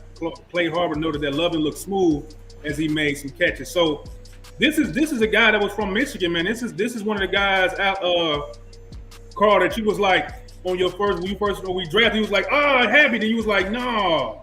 So yeah, I mean, I remember that. So go ahead. I remember the conversation with Alan vividly, right? I was like, hey, should we draft Loveland or Tyler Warren? And I know, Alan, you thought that Tyler Warren was one of those blue players, but I genuinely thought that Loveland was a better complement to what we already had, and the team clearly agreed with me, unfortunately. So I was not a fan of the pick in the moment. Yes, he's a Michigan man, and I love him for that. I just didn't think that we needed to go tight end, another pass catcher for the second consecutive year in the top 10. But the more I think about it, I just stumbled upon the measurables. Colston Loveland came out of college the exact same size as Robert Gronkowski, except he's only 20 pounds lighter. But we all know that Loveland had that shoulder injury to where he could not lift. Right. So if he puts on 5-10 pounds of muscle, now we're talking about a really close comparison to Gronk. That's insane to me. I'm 10 toes down on this Loveland pick at this point. I don't care if he gets the starting nod over Kmet at this point. Again, best player I want on the football team to win games because I'm a fan of the Bears, and not just players. I'm not surprised whatsoever to see, who is it saying? Oh, it's Clay Harbor. I hate to say his name, but looked smooth. I mean, that's as perfect of a compliment as you'll get. I mean, he was Michigan's leading target this past year when he wasn't injured. The big knock on him, we only had 500 yards. Well, the next closest receiver on Michigan had 250. So he was far and away their best receiving option, bar none. Standout player. He was second fiddle to, I think, A.J. Barner in the year that they won the national championship. But, man, this guy is incredible. And how about those comments from Roma Dunze on Colston Loveland, right? I have a picture of him from that most recent conference of him saying, I hate the guy. Which I'd hate him, too, if he beat my ass in the national championship game. Never forget that. But they're going to be great teammates. They're going to love each other. Loveland's such a great player. I'm very, very happy he's on the Bears, man. Yeah, man. So, CJ, man, when you say he looked good, per Adam Hoge, he was smooth, and that's what I saw from a lot of him. He just looked like a guy that's, once he accelerates, he glides, CJ. Like, he just sounds like he just glides. So, And he's tough. He's gonna be tough to bring down too, I think. Yeah, once he gets into his NFL body, sorry to interject again, but he will be able to have yards after catch as well. Maybe not as much. I think that Cole Kmet's incredible after the catch as far as his physicality.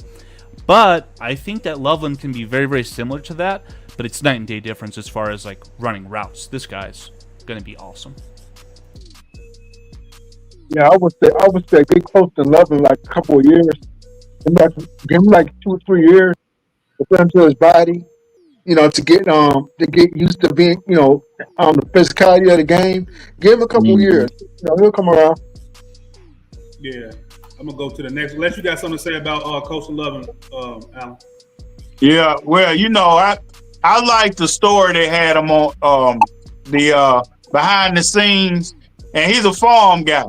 I love my farm guys raised on the farm. So, anybody, any guy that's raised on the farm, you win with me. But Tyler Warren was my guy, still my guy, because I feel like Tyler Warren is just. Anyway, we got Colston, and so we're gonna go with Colston. He's my guy now, so I think he's gonna be fine, man. His work ethic, I think his work ethic is gonna rise to the top. Yeah. So hold on, let me see who's the next person they talked about. Hold on.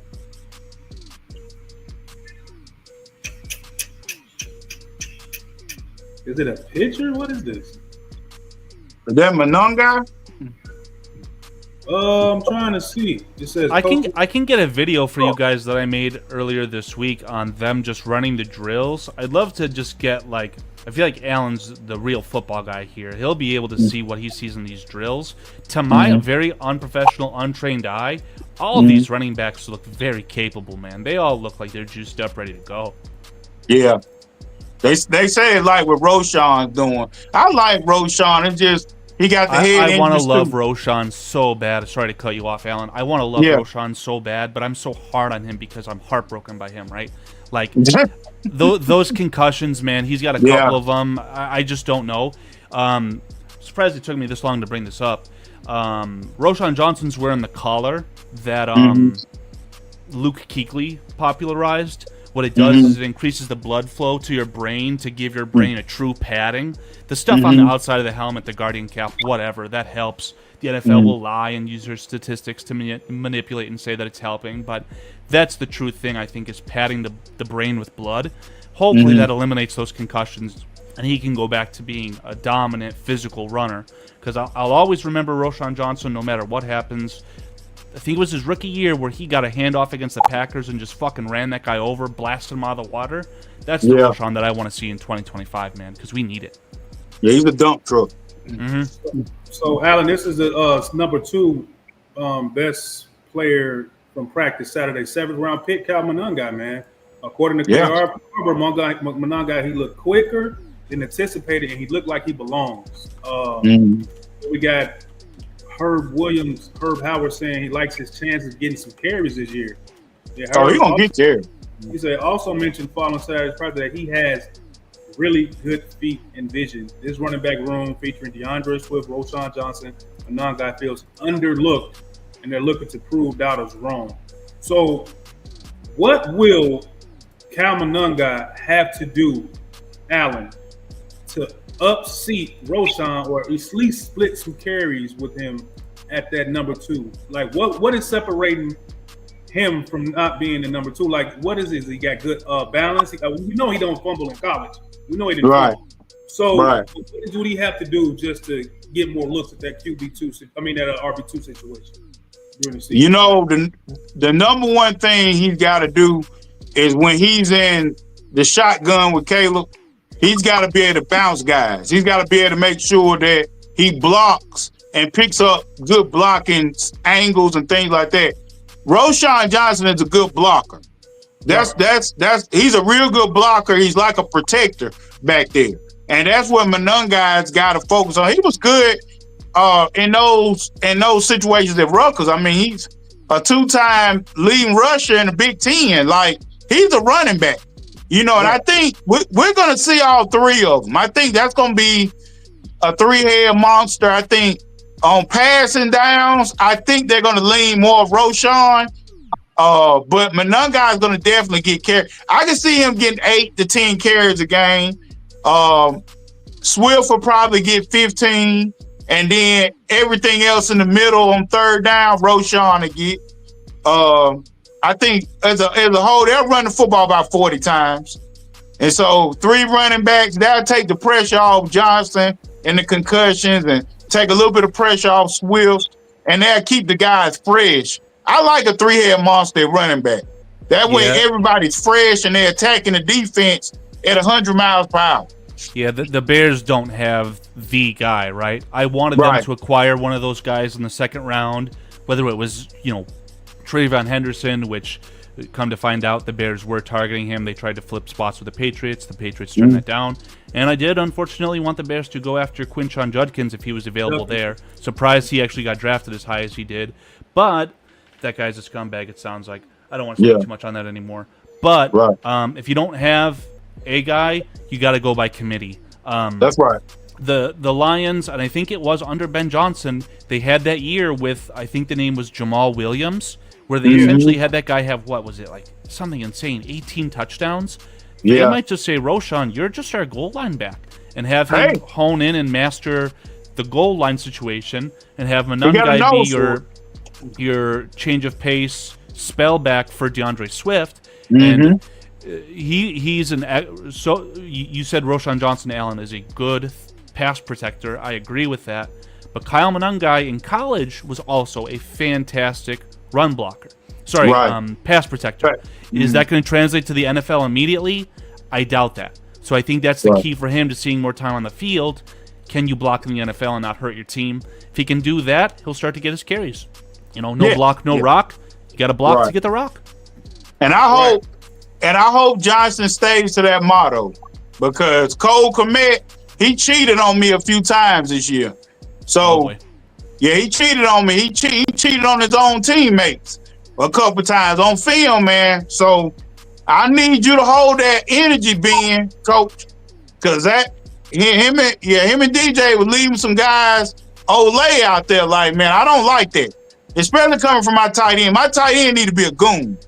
Like, I want tight ends like Mark Bavaro that throw guys into the water machine. I want guys like that. I want physical tight ends. If y'all remember Cap Boso, I might be taking it back too far, but Tom Waddle days, Cap Boso would knock your ass out. So, I want tight ends like that. Physicality is the job. So, everybody must hold their weight when it comes to blocking. I agree with that.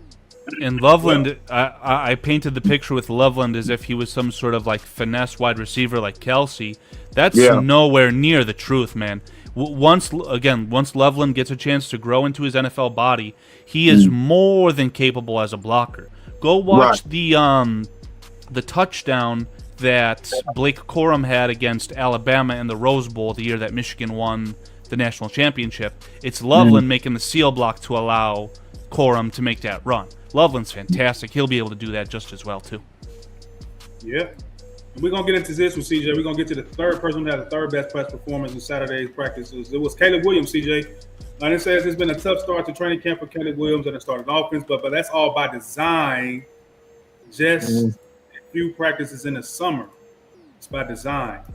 Following a few rough 3 days, Williams has had his best day of camp, according to Adam Holds. Outside of a bad delay of game, he was perfect during the 2-minute drill, which was capped with a nice touchdown completion to Rome Odunze. You know what I mean? So, CJ, right here, I want to get your opinion on this right here. That is all by design. This right here.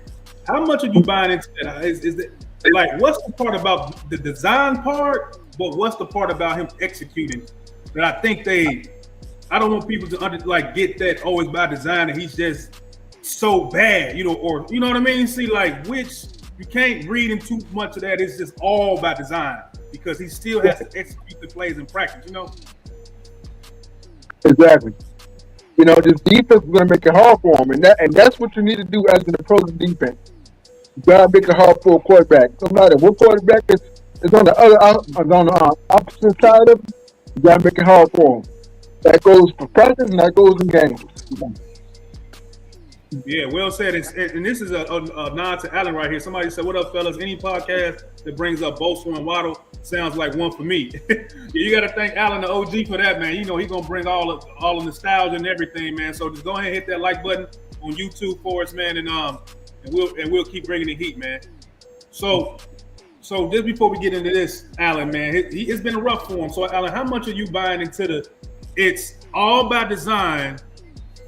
Or it's just he's not being able to be the best version of himself while he has to execute and do what he's supposed to do. I don't want people to get that all wrapped into one about it's all by design. Let's just not hold Caleb accountable. You know what I mean? Type of situation. Like, you gotta be careful with that, you know? Yeah, you gotta be careful with that because that radiates through the locker room. So, you know, I think Ben is being hard on Caleb. And like I said, man, quarterback that's the toughest job in sports, man. Like, that kid got a lot on his plate, man. I can only imagine what he sees when he leaves the huddle. Like, man, it's a lot with a quarterback. And I think sometimes as fans, we take things for granted, like with the quarterback position. It's a hard position. So if he's making strides he just got to stack good days. That's it. Today, Tuesday, Wednesday, just keep stacking good days. That's all I ask for Caleb. Because it'll show on the game film. And it'll show when he gets to the game. So practice make perfect. I don't give a fuck if he throws 50 interceptions in practice. I mean, you know, he's still trying to learn this scheme because he's been freelance all his career just about. So now he's got to hone it in and be a quarterback. He's got to put everything on his shoulders and put it in the briefcase. So, you know, we just got to be patient with Caleb, and I believe in him. Yeah, Allen, I don't have a lick of coaching experience in my life, but every Thursday on the Bears Country podcast, I talk to my good friend PJ, who at this point in his life is a college coach. D3, it's with Eureka College, but he said that it's so much easier as a coach to start off being hard on someone and then turn into being their friend, right? If you act like a lovey-dovey, soft walk, let yourself get walked over, softy, then when push comes to shove and you have to start actually coaching these guys and be more of a tough ass, it's not going to go over well, man. So I love that comment you said that the hardest position in all of sports, right? Not just football, not baseball, not soccer. It's in sports. The quarterback is the hardest and most difficult position, in my opinion. And if you're going to be the hardest on anyone, you've got to be the hardest on Caleb Williams because he ideally will be here for the entire time that Ben Johnson, Ryan Poles, and anyone else will be in Chicago, right? That's the dream, is for those guys to be together for the next 15 years. That's right. All right, we're gonna wrap it up and finish this whole thing out, man. We got one more to get into. Who was the fourth best person in camp? Let me see if I can find that. It disappeared. What the hell did it go? I hope it's a defensive player. I gotta find it. Hold on. Let me see something. Man, it ain't bringing it up. Somebody mentioned Dominique Robinson. I was looking on on somebody's website. The Dominique Robinson doing pretty good in camp too. I like Dominique, man. Not camp. It was Ben Johnson because they asked Ben Johnson one day, like, "Hey, are there any guys in the OTAs before training camp? Anyone sticking out?" He's like, "Nope, I'll get back to you on that." I think it was the guy from CHGO, Carmen. He brought it up the next day. He's like, "You got an answer for me yet?" And he goes, "Yeah, I thought about it." And he brought up Dominique Robinson. But that was when pads weren't even on. And pads aren't even on now, guys. Like, you cannot, again, someone without any coaching experience in my life, you cannot evaluate line play without the pads on, offensively and defensively. So if you've got no pads on, you're an NFL athlete, man. You should look good without pads on. So let's see what Dominique Robinson does against Darnell Wright in a situation where it's fair and balanced, right? Get those pads on, fight with your hands, all that good stuff. Let's see how he looks then. Unfortunately, as far as the depth chart and all these things, I would say that Dominique Robinson is trending towards being your fourth defensive end. He'll be backing up the I think he's the backup to Sweat. But in any event, I want to see what those guys look like. And I think training camp's going to be pivotal for guys like that. Sorry, the guy they just picked up from New Orleans, that's a Dennis Allen guy. So he's going to come in. I think we're going to carry 5 defensive ends. Hardy, I think Hardy moved to linebacker. I think they moved him to linebacker, so he's not on the line anymore. I think he's playing sand. Again, in those OTAs without the pads on, that's when you're doing things like that. I think that Hardy is the guy who, if he makes the roster, it'll be because of Hightower, special teams guy. That's his guy. The only thing I remember from Daniel Hardy in the preseason last year was his effort, right? Whether he was a defensive end or just on special teams, a lot of effort. You need that on teams, in my opinion. But he blocked the punt this year too. Yeah, I don't remember it, but I believe it. So yeah, you guys like that. I don't care if it's the guy you're talking to, Pastignol, whatever his name is. Not going to count on him. Trey Flowers, not counting on these guys whatsoever. But if you make the team, again, best player on the team, that's all I care about, man. Yeah. What up? We got some questions in here finally, man. Well, hold on. We got a couple. We got John Essen saying, I trust Ben Johnson for now. We'll find out in a few weeks. What's up, Isabella? We got Isabella in there. She says it's starting to sound like we ain't going to have a defense. Why you say that? Why would you say that?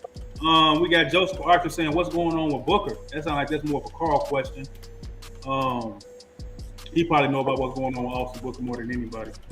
Nah, not at all, man. I mean, again, I just talked about it on the show that you guys were doing, or that G Walker was doing last night.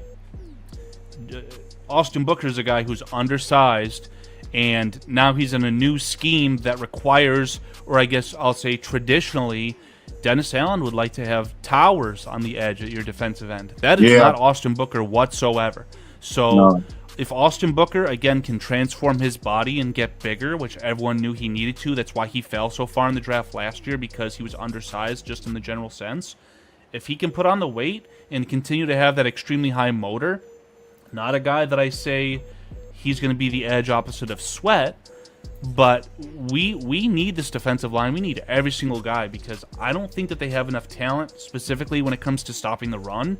I would have preferred the Bears to draft a guy like Kenny Grant, who would have been incredible for this Bears team. But again, we'll have to just wait and see. She said we're not talking about the defense. Hold on, Isabella, before we get out of here. Look, we got to follow us, do with our followers, man. She's been an OG follower. We're gonna talk about the defense for a while. Let's play our part. She said nobody talking about the defense. We're gonna talk about the defense for a second. A little bit of buzz around it. So this right here is Dennis Allen chair just playing for TJ Edwards and Tremaine Edmonds is Isabella. It says, in effort to get the maximum of potential production out of his players, Chicago Bears defensive coordinator Dennis Allen is getting creative with the scheme and plans for two of his top players. Veterans linebacker TJ Edwards and Tremaine Edmonds are the two of the most critical players to the defense this season. Allen recently spoke about his plans for them and why he's going to be versatile with them and how that can benefit the team's production. So, Allen, when you say versatile like that, what does that mean to you right away?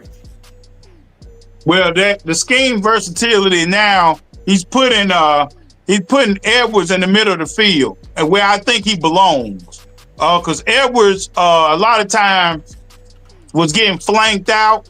Because I know Green Bay did it a couple times. Even Detroit, they will flank the running back out. And if we're in man, he's got to go out there and cover the running back. And they'll just do a Texas route or some kind of route to reroute him back to the middle of the field. And it's always an open play. If the quarterback wait a couple seconds and let it develop, he's in front of Edwards every time. That's not Edwards' strong suit.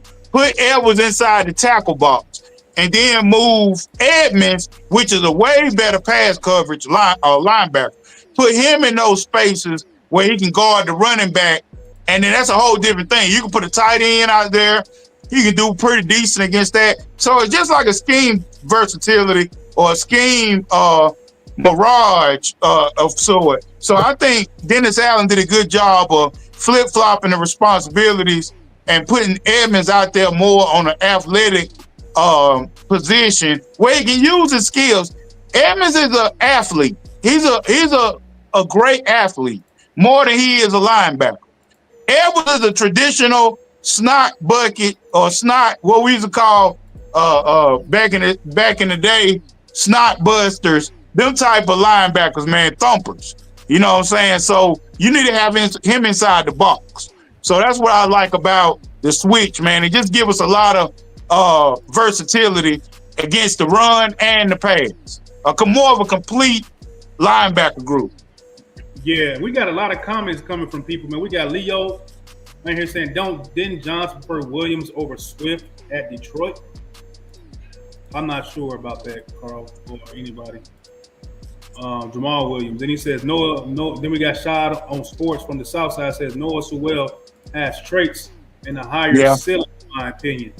So what is he? So what do you mean by the higher ceiling than who, Alan? Because I kind of missed it. Yeah, Sewell was, when he came out of high school, he was one of the top linebackers in the country. And when he got to, if I remember correctly, he played at Washington, I think. Oregon. Sewell went to Oregon. Oregon. Yeah. So he was really good at Oregon. He had a couple of his first year he was really good. Then he had I think a bump, an injury bug. But he's got all the traits: the height, the tactical look for the middle linebacker. But the NFL, I think, was a little too fast for him as far as the game speed and things like that. Oregon and the NFL are two different things. So I think he hasn't caught up with the game. Hasn't slowed down yet for the NFL posturing with him. Now, Hippolyte, the guy that's coming in as the Sam this year, he runs a 4.3, man. That's a traditional Sam linebacker.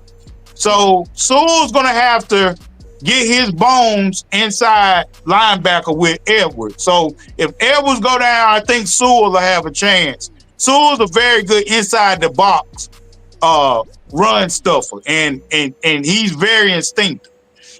Yeah, well said, Alan. But I'm gonna go to Carl with this one. Carl, you should know this. I think I said, can we still go after Trey Henderson, or do they have enough money to go after him? I'm gonna say no, man. This has been a hot topic all season about us getting another pass for CJ and Carl. We don't have enough money. We'll have to restructure like 3-4 guys, with DJ Moore, Montez, and Edmonds to even try to get this dude. So, Carl, in your opinion, man, can we still swing a trade to get Henderson? Because I think you want. Can we? Yes. The cap is a myth, guys. You've got things happening in the NFL, like what the Eagles are doing, where Jalen Hurts' cap hit in 2030 is literally $99 million. You can make it work. Should you? Absolutely not. Trey Hendrickson is not a good enough player to kind of mortgage the future for, in my opinion. If you're going to do something silly like that, do it properly. Do what you have to take advantage of Caleb's rookie contract. Go get Micah Parsons if you want to get, crazy. I don't think you should. I think that you should play the low and slow game. I really don't even know if the Bears know what they have yet, and I think that's important to figure out with the new regime. Figure out what you have.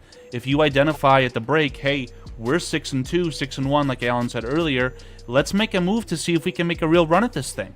But at the end of the day, you can, if you're a winning football team, things like this in the offseason will fall into your lap. You see how Von Miller's getting passed around. There's always going to be a guy like that you can go out and bolster your defense for a run.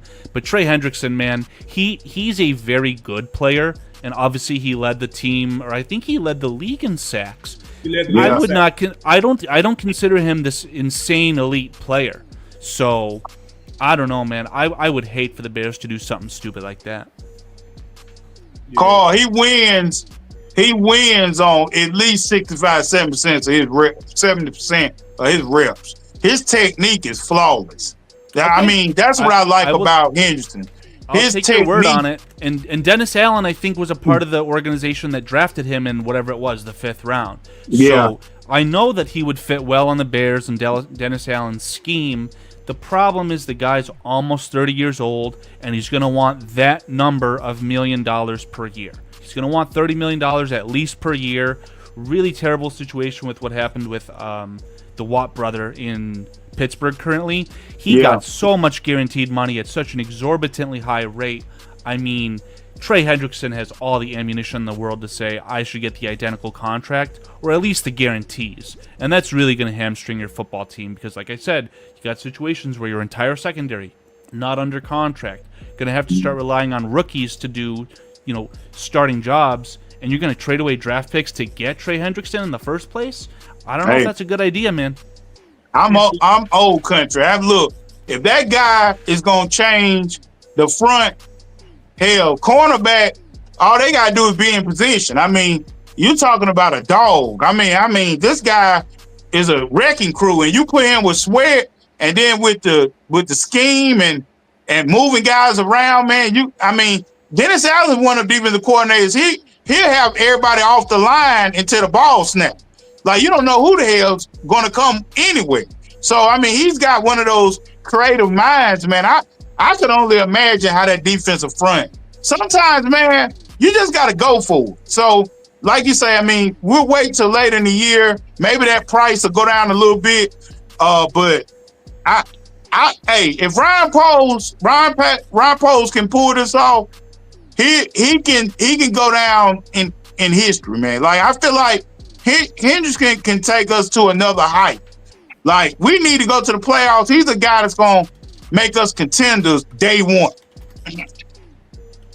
Yeah, and we even got a comment from Isabella right here saying this is Hendrickson is amazing against the pass.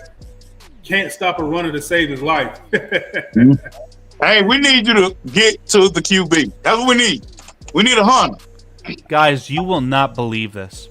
What? The Chicago Bears play the Cincinnati Bengals on November 2nd, 2025. Guess what day the 2025 NFL trade deadline is? The week after. November 4th, 2025. So there's a chance, if you want to get stupid, if we beat the Bengals and the Bengals are out of the playoff picture and they need to sell off a pass rusher, that might be it if the Bears have a winning record at that point, man. Hey, man. That would sure be something. And then I'm pulling up some of the information about Trey Hendrickson's situation. It says, my understanding is the sides are still talking. There's some back and forth. The total dollar should not really be complicated matter here. The market is pretty well set after Max Crosby, Daniel Hunter, and Myles Garrett got their deals. This is about the Bengals' long-standing policy that they do not guarantee money beyond year one. They only guarantee the money in the signing bonus. Well, they broke that with Joe Burrow. They broke that with Jamar Chase. Are they going to do the same thing with Trey Hendrickson? If they don't, if they want to give him any future guarantees, Hendrickson's made it clear he's not playing this season on his existing contract. He's not going to sign something that's not a multi-year commitment. That's where we stand. He getting traded. Right. Again, anytime. The precedent is TJ Watt. TJ Watt in the same division with the same production. If he's getting all that money, damned if you do, man. I need the same deal. That's what he's saying. And I really can't argue the logic behind Hendrickson. You really can't. And currently, Hendrickson, I believe, is in Florida. He's nowhere near the team. He is dug the fuck in for this. So he getting moved. He getting moved. Yeah. Yeah. He get moved. The Bengals finally figured out their shit with Shamar Stewart. Shamar Turner's on the Bears.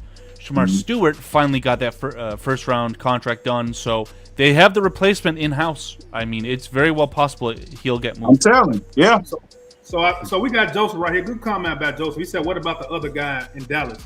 And that's Micah Parsons. I'm assuming he's talking about. Yeah. CJ, remember like last season we was kind of beating the door down to get Micah Parsons, man, and everything like that. Would you still like us to try to take a swing at Micah Parsons, or is a situation where we can't afford that either? What do y'all think? CJ, go first. I mean, if the Bears can get him, why not try to get him? You know, you gotta try to get your team better throughout the season, playoffs or whatnot. If you can get him, that's all I can say.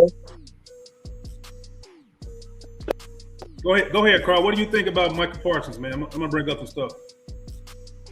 Yeah, I mean, I was of the school of thought where if you're going to mortgage the future and take advantage of Caleb's rookie deal, just go get the better player, man. You're going to have to do some silly stuff with the salary cap to make either of these guys work.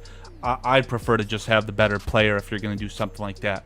I guess it really does depend on how you can acquire Trey Hendrickson, and I guess there is a path to where if they really beat him down and they're in a situation where the Bears are buyers and the Bengals are sellers, and you can get Trey Hendrickson for a third, a second, maybe that's the better deal. Because if you're going to get Micah Parsons, you're going to have to make him one of the highest paid defensive players in the league, just like what the Bears did when they acquired Khalil Mack, and it's going to require several first-round picks.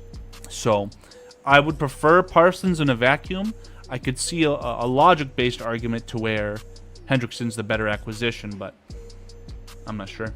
Yeah, because we got Michael Parsons right here, man, and he's pretty much saying if they don't want me here, they don't want me here. I'll go about my business. I understand the nature of business. Like I said, as long as I'm here in the contract, I'm going to do what I have to do to perform at the highest level. But if this is the end, this is the end. Like, wow. And it's been a long, drawn-out process, Alan. Like, this been going on for a minute. Yeah, he's underappreciated. It's sad, but Jerry Jones, you can't pay everybody. So Michael Parsons, I mean, he gets just as much credit as wide receivers. I mean, when you line up against the Cowboys, I'm thinking about Parsons. I ain't really thinking about nothing else. He just caused so much hell on the football field. So if you know, if you don't appreciate him, just put him out there on the wire. You know, that's what I say about the Cowboys, but he's under contract, so that's kind of like one of them things. He's in camp, so I don't anticipate him getting a deal done. I think it's gonna be his departure next season. I think this will be his last year in Dallas. Isn't that a son of a bitch how you get punished this bad for drafting so well? You draft CeeDee Lamb if you're the Cowboys, right? You draft CeeDee Lamb. He's a fantastic wide receiver, in my opinion, the third best wide receiver in the NFL currently. Gotta pay him. They had the situation with either their guard or their center. Those, before CeeDee Lamb, those were the best players in their entire NFL at their positions. Gotta pay those guys. Travion Diggs was very good, had that high interception total. They were forced to pay him. Now you got to pay Parsons too. Arguably, with the way that the market is set, the age, the production, all these things, he's going to be paid arguably the highest paid defensive player in NFL history. It's crazy you get punished for drafting so well. It's almost comical. Yeah, it's crazy, man. Like, but this guy's the leader of your football team, and he's still young, man. So I'm gonna pull this up right here, man. If y'all let me see if y'all can hear this. I want to be here. I've always said I want to be here, but at the end of the day, they sign the checks like always, and let's see if they want me to be here at the end of the day. Does this help you being out here, being here for your teammates? You think this help get the contract done?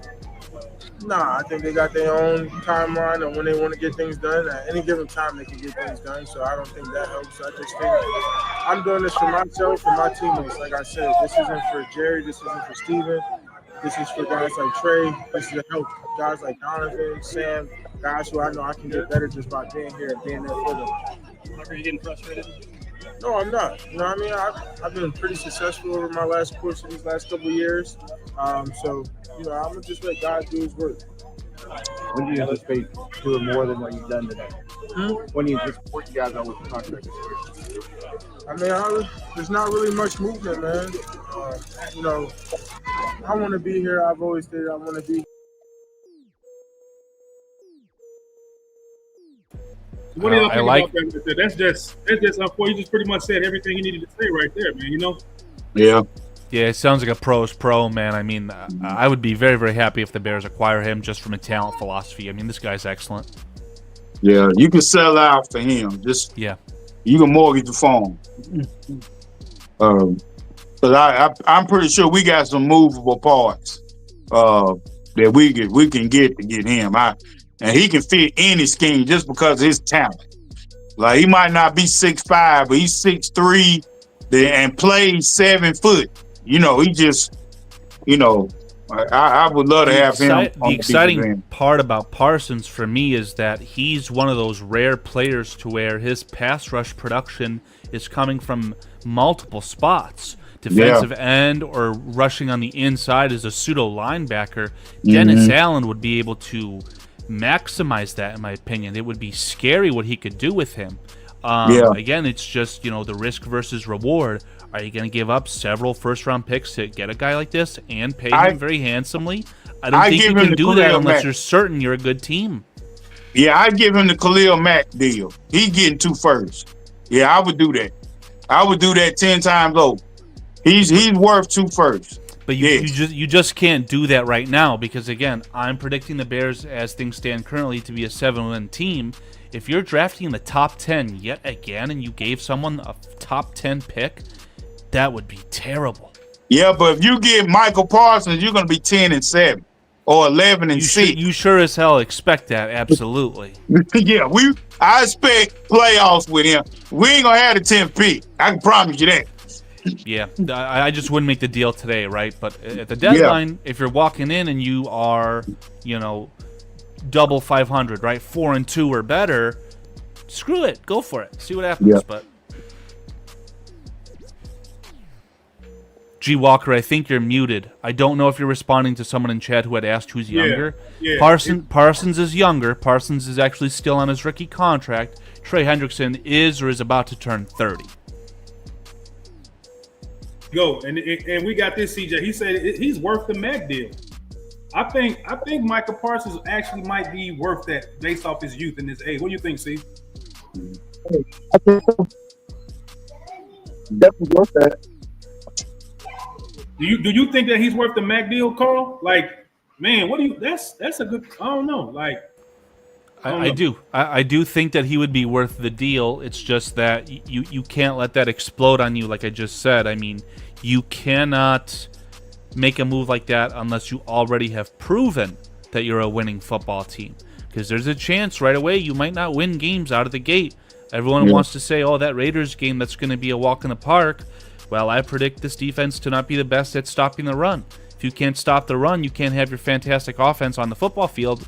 You might lose a game in Las Vegas by a score of 17-13, whatever the case is, just because you can't keep your offense out on the field because you can't stop the damn run.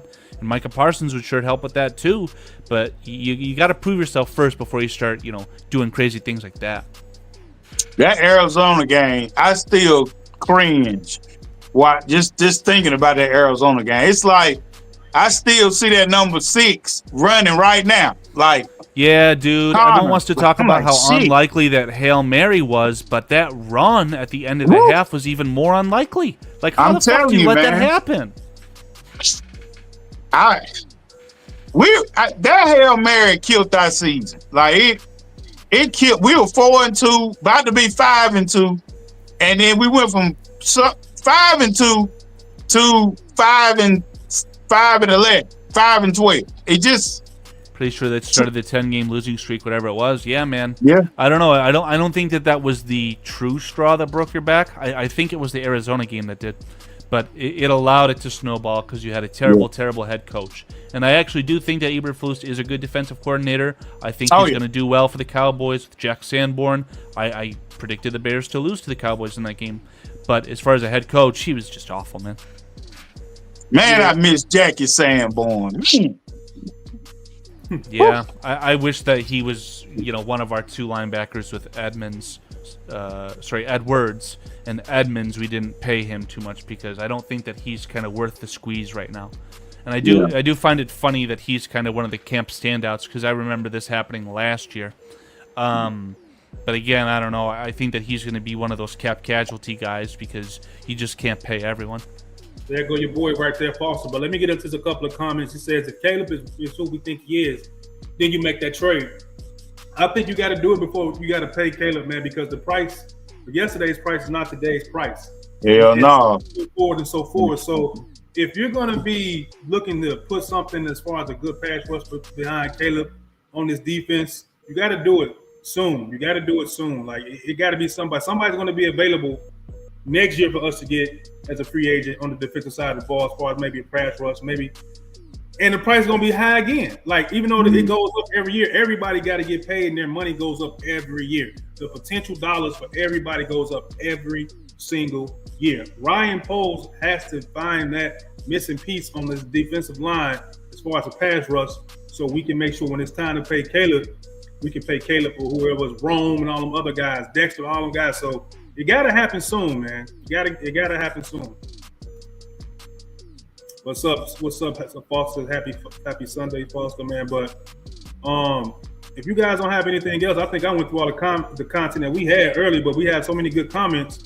We had to feed the streets, as they say. We had to feed the streets. They had questions. Is he worth the Mac deal? Shout out to John coming in here, man. Shout out to Isabella. Shout out to Joseph. Shout out to Foster coming in here. You know, Carl got the show's link, which is dope.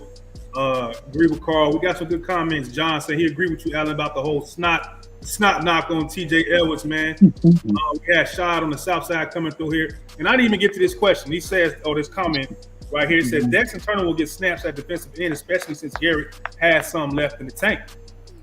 I think that might be a good one, man. Go ahead, pull up the video that I'm sharing right there, G Walker. I mean, these are just the drills. I'd love to know from a football guy like Alan. I mean, these guys all look hungry and ready to go. Yeah, they've been. Swift is looking good. Hey, look, Carl. Good job, Carl. Hey, Carl. They better not touch that damn cone, because the enemy, he do not believe in you touching his cone. And I love that when he was out there getting on them. Don't touch my damn cones, because that means you're not looking at your feet. You know, your feet. So when you touch the cone, that's never good. You're supposed to use a cone as a marker to where you need to be on a throw or anything, just to measure where you at in your steps. You shouldn't be touching the cone at all. Those cones are invisible. So everything should be glide, you know. So I love Eric Bieniemy, man. He is the devil in the details. That's what coaching is. If we have a capable run game, I won't let anyone tell me it's because DeAndre Swift is an elite football player, anything silly like that. It's going to be because of Eric Bieniemy. I think that he's a fantastic coach. It's a shame that the shakedown he had with the Redskins just went down the way it did. I don't know if he'll ever get a head coaching job opportunity ever again. I'm not sure if he's even cut out for it. But I do think that he could very well end the season as the absolute best running back coach in the NFL. I don't think that's really a stretch to say at all either. Yeah, he's the thing about him is from what the players are saying. Let me get to the comment. Let me get to her Foster comment. Okay. We got Foster saying, I hope everyone is doing well. We got Shaw saying the Texans added Will Anderson in the draft. Daniel Hunter in trade year 2 of a Stroud rookie deal. Poles has identified a stud on defense. They already would have signed Bosa, Watt, Crosby. Hell of a comment, man. That was after 1 year of a system that is essentially still in case, right? You would have maybe done something like that if everything worked out the way it was supposed to last year, but it didn't. You got to hit the reset button, and that's just one of those things.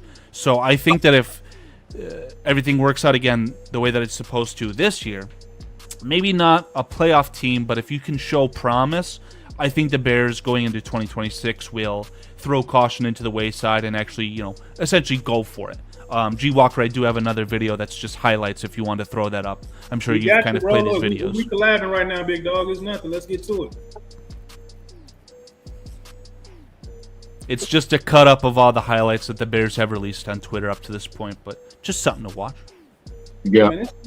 Because this is right here where I made that funny run Forrest Warren thing right there. There goes. Oh yeah, Coach Randall taking off. Yeah. I'm so excited we have Randall L, man. I genuinely think he's going to be a head coach in the near future.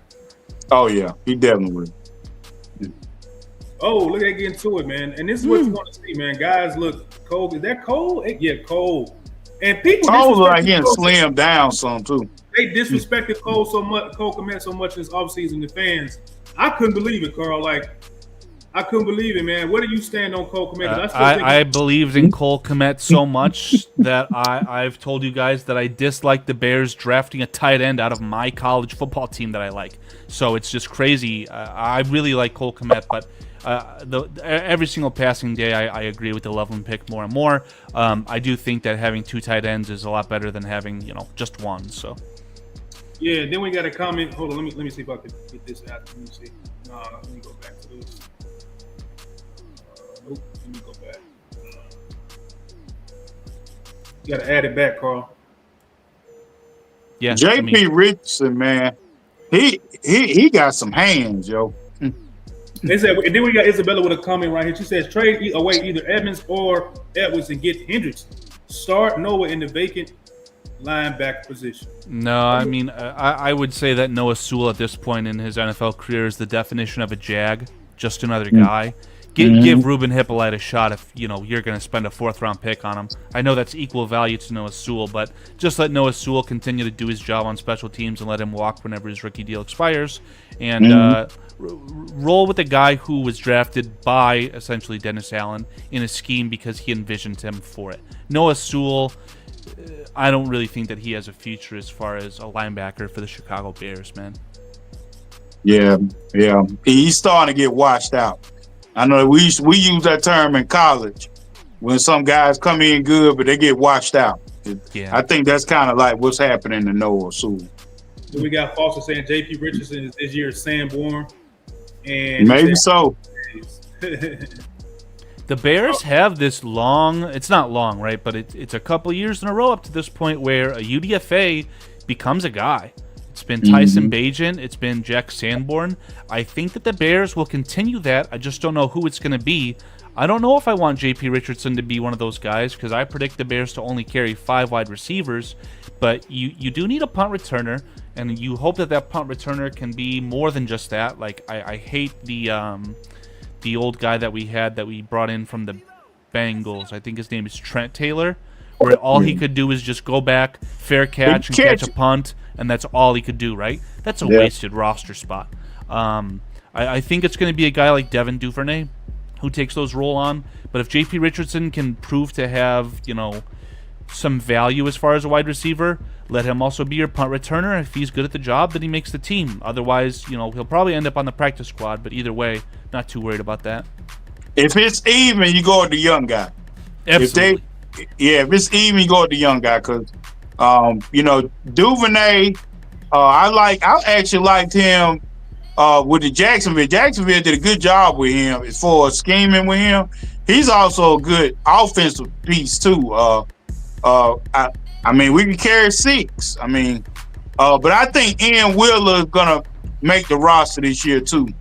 I think Ian Wheeler is gonna show out this year in preseason. I think I've got a 90-man roster somewhere floating around Google Docs. Let me see if I can pull it up for you guys. I've got different projections, but this is all before any sort of OTAs, mini camps. So let me see if I got something for you guys. I'm trying to answer the question. What's going on with Zay Frazier right here? We got a question from John right here saying, "What's going on with Zay Frazier?" No one's talked about it. No one's asked Ben Johnson or Dennis Allen about it. It's my understanding, so I'm not too sure. I think it might be a soft tissue though. Hey, that's the standard. That's the standard answer in Alice off. Soft tissue. So we can go with that. Right. So, G Walker, I'm sharing my screen or about to right now. This unfortunately is a bit outdated. This was from May, but this is your 90-man roster here. So as far as your offense, these are the guys that we're looking at. That running back room has a lot of Jags. Travis Homer, Ian Wheeler, even Deion Hankins is making a name for himself. I don't know if Ian Wheeler's going to make the 53. I think he'd have to beat out a guy. I think so, Carl. Because if he wouldn't have got hurt last year, I don't think they would have kept what's the guy that we kept too long? Homer? I forgot it. Number 12. Valence Jones Jr. Yeah, if Ian Wheeler wouldn't have messed his knee up, crying with his mom, that was a sad scene on first, absolutely, on Hard Knocks. Because I was like, that kid was balling in the preseason. That's why I say he's big, he's fast, he's a bell cap. Yeah. And then on the defense, these are all the guys that we're looking at as well.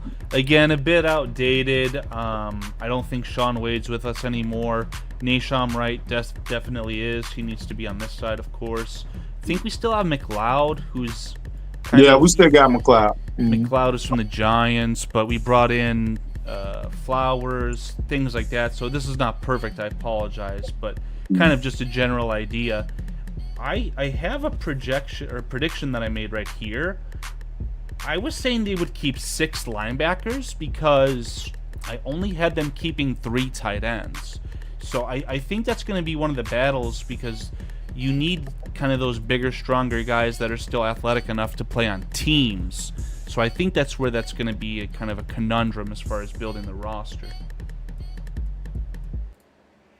Yeah, I think we'll carry 6 DBs, 4 safeties. Yeah, it's gonna get tight. I think the D line room is gonna be tight. I wouldn't be shocked if we got 3 interior D linemen. Only 3 would be pretty crazy. Shamar Turner is the X factor, right? I would say you're probably going to have at least 4. I like the idea of having someone behind Andrew Billings. Or maybe, again, this positioning I'm not in agreement with anymore either. I think your starting defensive tackle duo is Grady Jarrett and Gervon Dexter. Gervon Dexter. I always make that mistake. But I think Gervon's going to be your 3 tech. I think Grady Jarrett's going to be your 1 tech, and Andrew Billings is going to be your nose tackle. That's where I draw the line. Like I don't think Jarrett should be the nose tackle. He should be in the 3. That's what he's played in Atlanta. He don't take those space. Look, Billings is a 1. Like he eats up gaps. Garrett is a guy that gets upfield. Like I'm not putting Dexter in that spot yet. 3 techs got to be disruptive. Dexter gives me a defensive end vibe. Like interesting. I've always said that we need to move him to the outside because he played the 5 tech in college and he played a little bit of nose, but he gets off the ball entirely too slow to be a 3 tech. 3 techs get off the ball as soon as the ball is snapped. They should be cresting the offensive line. It should be a bend in the offensive line. Like 1 step, I got 3 steps to get to the quarterback. That's a 3 tech. So he's not a 3 tech to me. He catches blocks too much. You need to put Garrett at the 3. Then you put Big Gill at the nose. That means that we're gonna roll that inside of the defensive line, and we can crest the offensive line, and then we'll have good push on the outside. Dexter's strong as shit. Put him in a position where he can be successful, where he's going against 1 guy instead of 2. So, he's miscast for us. I want him at the outside. That's where I want Dexter. I think that if Dexter, after all of his time playing inside, is kind of bumped out to the outside, it almost is going to end up being just a failed draft pick. I think that you need to see what Dexter can do from the inside, whether it's the 3 tech. He's not going to be a 1 technique. He will be a 3 technique. But I have come around to the idea of Dennis Allen with this defensive line having a little bit of kind of a positionless identity to it. Yeah. Because we saw Deo Odengbo come inside for a lot of his sacks with the Colts. Just having him only be an outside guy would kind of be silly if you're going to get production from him rushing from the inside. That's why Andrew Billings, to me, is no longer a starter, but he's going to be one of those guys where, I don't know, you don't want to tip your hand and say, okay, Billings is on the field, he's going to be a run stopper, but you know what I'm trying to say. Let me get a couple of comments. We got Nonsense Napping here on YouTube. The YouTube people are showing up today, CJ. They showing up on the YouTube page today, man. This is dope, man. Shout out to YouTube right now. We got Nonsense Nap saying, yo, what up, Nonsense Nap, man? I ain't seen you in a minute, bro. Appreciate you coming in, though, bro. I've known you for years, man. Then we got Shot on Sports on the South Side says Burton is very important to definitely at the right receiver. He's very important, especially what Ben Johnson plans to do. Absolutely. I don't think he was not drafted for him not to be important. All due respect, he's very important. I think he might have the potential. He's going to end up replacing DJ Moore at some point. You know what I mean, Alan? Heck yeah. Hey, look, you always draft a player to replace somebody. That's just how the NFL works. DJ Moore and Burton has it, man. He's got it, but he's got it, man. That was my favorite pick in the draft was Burton. When we got him, I didn't cry as much for our first round pick anymore because Burton he's box office. Yeah, Burton was literally projected by some to be the first overall pick in the 2025 NFL draft at the conclusion of the 2024 season, just because of all that electricity, right? I don't buy any stock in the off-the-field BS because there quite simply is None of it. There's no drama associated with Luther Burden. It's just that his production decreased because of terrible, terrible quarterback play. What a surprise. So I feel very, very lucky that Luther Burden's on our football team, but in the philosophy of not being able to pay everyone, I do not think that you can have DJ Moore, Rome Odunze, and Luther Burden all on second and third contracts, right? You just can't build a football team that way. Look at how everyone's tearing into the Cincinnati Bengals just for having 2 highly paid wide receivers. So DJ Moore will be here in the 2025 season, and he's far and away our best wide receiver currently. That could change very quickly moving forward. Yeah, I don't see DJ here after next year. I think after next year, I think his guaranteed money will be kind of down, or if he gets traded.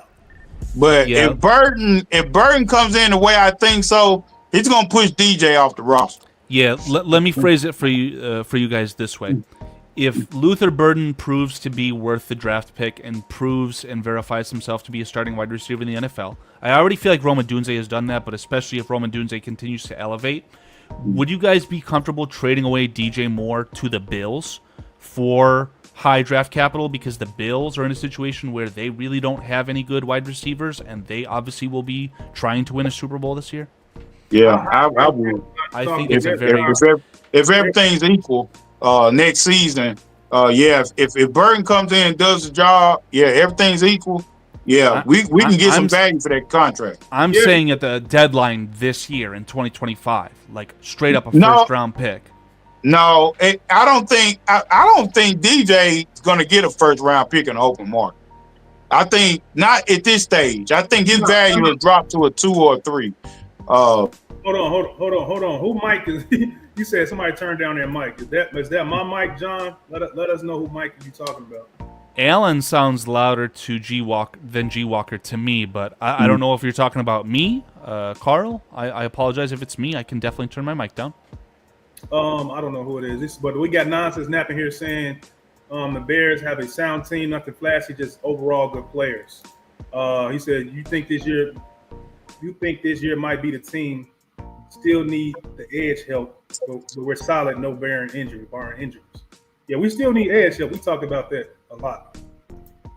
No, not this year. John said, "Is it me? Who is the Vitality? Who is that? CJ, you know them? That's me. That's my call it alternate account, right? Oh, that's my Vitality. So I've just got it up on my phones because I've got 2 screens going right now. I got you. But yeah, man. Yeah. Yeah, we need edge help, man. For real. We talked about Trey Henderson. We talked about Micah Parsons being on the team. It's just we don't have the money. A lot of people are saying, or the cap don't exist. Whatever situation you speak on is truth as far as us getting a pass rush. Bears got to pull a trigger, either way before you have to pay some of these guys coming up off their rookie extensions or their rookie deals. I mean, look at our defensive line depth here, right? Like the clear starters on the edge, in my opinion, are Sweat and Odengbo, if only Odengbo's contract dictating that. But behind them, you don't have much, man. Austin Booker, Dominique Robinson, then you're getting into the threes with Daniel Hardy, Jamari Croma, who I like Jamari Croma, but he didn't even make the roster last year. He got passed around with the Patriots. You got a UDFA, Jeremy Robinson, Xavier Carlton. Like, you don't have as much depth there as maybe you would think. I mean, it's a bit razor thin, especially, God forbid, a guy like Sweat gets injured. You could be in a world of hurt very, very quickly. Yeah, you're right. Yeah, so I think it was Alan's mic. He said the dude in the shirt with no hat. So Alan mic just might be a little loud. No big deal. Then we got Foster. I don't think I want 3 or 4 wide receivers all going into 2 to 3, 4 years. Maturation might be needed for another season after this one. So CJ, what's your thoughts? Hold on, let's CJ speak a little bit. So see, what's your thoughts on that? He doesn't want 3 or 4 wide receivers all going into the same year. So you got to do something right there at the wide receiver position, CJ. Yeah, and I think the Bears have done a pretty good job of getting Rome, getting Burton, and kind of leading to that. I don't think DJ planned out his contract here. I just don't see it. So if Rome and Burton turn out to be, the players that we hope they could become, then I think that that question is answered. Yeah. So, Alan, what's your thoughts, man? That we're gonna probably find another topic to talk about, put some other graphics up in there. Yeah. What was it, G? I could barely hear. What was the topic again? Foster just said he don't think there should be 3 or 4 wide receivers all going to their second or third, fourth year. Maturation might be needed for another season after this one. So he's probably basically saying that before we get rid of somebody gotta grow. You know what I mean? Somebody gotta. Oh, okay. I see what he's saying. Yeah, that makes sense. That's a good comment. Yeah, I think somebody's got to show DJ's production. That's before we get rid. That's correct. So I agree. I agree with that comment. Yeah, somebody's got to push DJ out. You know, not just throw him away. He's got to be pushed out. Hey, John S., to answer the comment that's on screen right now, we're currently simulcasting to 2 different channels, right? You've got on my side the Lions My Podcast, and then I'm not sure exactly where G Walker has got everything on the CNG side. It's Facebook, definitely on YouTube, Yeah. Facebook, and Twitter as well. Okay, so that's where the little bit of parity is. So we can see all the comments. Unfortunately, if you're in a certain chat room, you may not be able to see everything, but that's okay. That's why we've got them up on the screen. Yeah. Let me see if I can pull up some videos of Caleb or something before we get up out of here. Have some practice throws or whatever. Yeah, I'll pull off the depth chart for the sake of not looking at that anymore. But what else do we got going on? Let me see what we got. Well, we might not have much, man. They don't be putting together a lot of highlights and all that stuff. He had a good throw to Rome the other day in the back of the end zone. That was a pretty good throw. Yeah, I love that highlight because the first thing I noticed about it, because Rome was celebrating from his back, it was the other wide receiver that was closest to him helped him pick him up, Zacchaeus, as well as Joe Tooney. So I love to see the accomplished pseudo Hall of Famer still having fun out there, so to speak. It's awesome to see. Hey man, the more and more I see Rome without pads on, that's a big dude. He bulked up a little bit. Nothing flashy, but he's definitely a very elite NFL wide receiver physically at this point, in my opinion. Yeah. There's not too much going on with the highlights, man. So we're gonna probably pretty much wrap this up, man. Been going on for 2 hours, man. We got 70 people in here right now. That's pretty dope, man. Shout out to Carl for coming through, man, and bringing the parody, bringing the other screen, adding to the platform, adding to the podcast, bro. That's pretty dope that you can do that, man. And that's something we might want to be doing during the season, so we can collab a lot more, man. Bring something to the table to make it better, and you did. You elevated the whole show. So it's always a lot of fun, gentlemen. Thank you for even inviting me. I appreciate the heck out of and it. I know you got your wisdom teeth pulled and everything, and you still pulled up, man. So you really wanted to talk ball with us today. So Yeah. really appreciate that, man. And Full disclosure, like I'm off a little bit. I don't want to call it a caffeine high, but I'm very much someone who has caffeine often. And after I got the wisdom teeth out, I was like, I'm just not going to have it because I don't want to, increase the blood flow and fuck anything up, right? So I'm feeling good right now, trying to give the mouth, like I said earlier in the chat room, give the mouth a test run before a long week of work. So, again, always fun chopping it up with you guys. Yeah, hold on. We got a couple of comments from Nonsense Nap. He says, Tyler really has to do something this year. Rome should have better success. Hope Burden shows some spurts of promise. I don't even know if Tyler Scott is going to make the team. I don't even. Yeah. I love like I said, Tyler Scott, too. I'm 10 toes down on Loveland. I'm 10 toes out of Tyler Scott. That ship has sailed. I've been man. saying that for the longest. I've been saying that since. I like Tyler Scott, y'all. We replaced him with the 39th overall pick, man. Even if Luther Burden is slow out the gates with his hamstring injury, like we got our speed, we got our elite, yak guy, down the field guy. Tyler Scott, you have not shown us anything in the NFL. You've had your chances and you've dropped the ball and not ran the right routes, whatever it is. I will say he flashed a little bit of special teams value against the Packers in Week 18 last year, but I don't know if that's enough, man. Yeah, then he said Nonsense Nap saying better off shipping Komet to another team. No. Totally disagree with that. That's not going to work, bro. Not with a tight end that was pretty much top 5 in play action. And it was Caleb Williams' safety blanket outside of Keenan Allen last year. I'm not getting rid of Cole Kmet. That's crazy. It's crazy talk to me. Absolutely is crazy talk, man. Y'all notice most of the highlights showing of QBs throwing interceptions. This training camp, bro, I've been hearing a lot about quarterbacks throwing interceptions. McCarthy, they out here calling J.J. McCarthy a running back, a handoff merchant, bro. A handoff merchant is crazy. Don't fall for that BS, okay? Just because his fantastic head coach Jim Harbaugh wanted him to hand off the ball because they could dominate teams doing so, he's not a handoff merchant, man. He's got an elite talent level, but I think you guys hopefully have learned by this point, Kevin O'Connell, that great head coach for the Minnesota Vikings, can make chicken salad out of chicken shit. You got Kirk Cousins to look elite. You got, God, I can't think of Sam Darnold's name to look elite. You got Sam Darnold $100 million to the Seahawks. He's going to be able to make McCarthy look just fine. McCarthy's going to have to really be an issue if the Vikings are not going to make the playoffs, man. As long as McCarthy does not lose the Vikings football games, I think that the Vikings, it's their division to lose, man. And they do have the best wide receiver in football. Yeah, bar none. I mean, it's Justin Jefferson, Jamar Chase, and a tier of their own away. Yeah. Galaxies away from everyone else. I think that either of Justin Jefferson, Jamar Chase are so much better than CeeDee Lamb.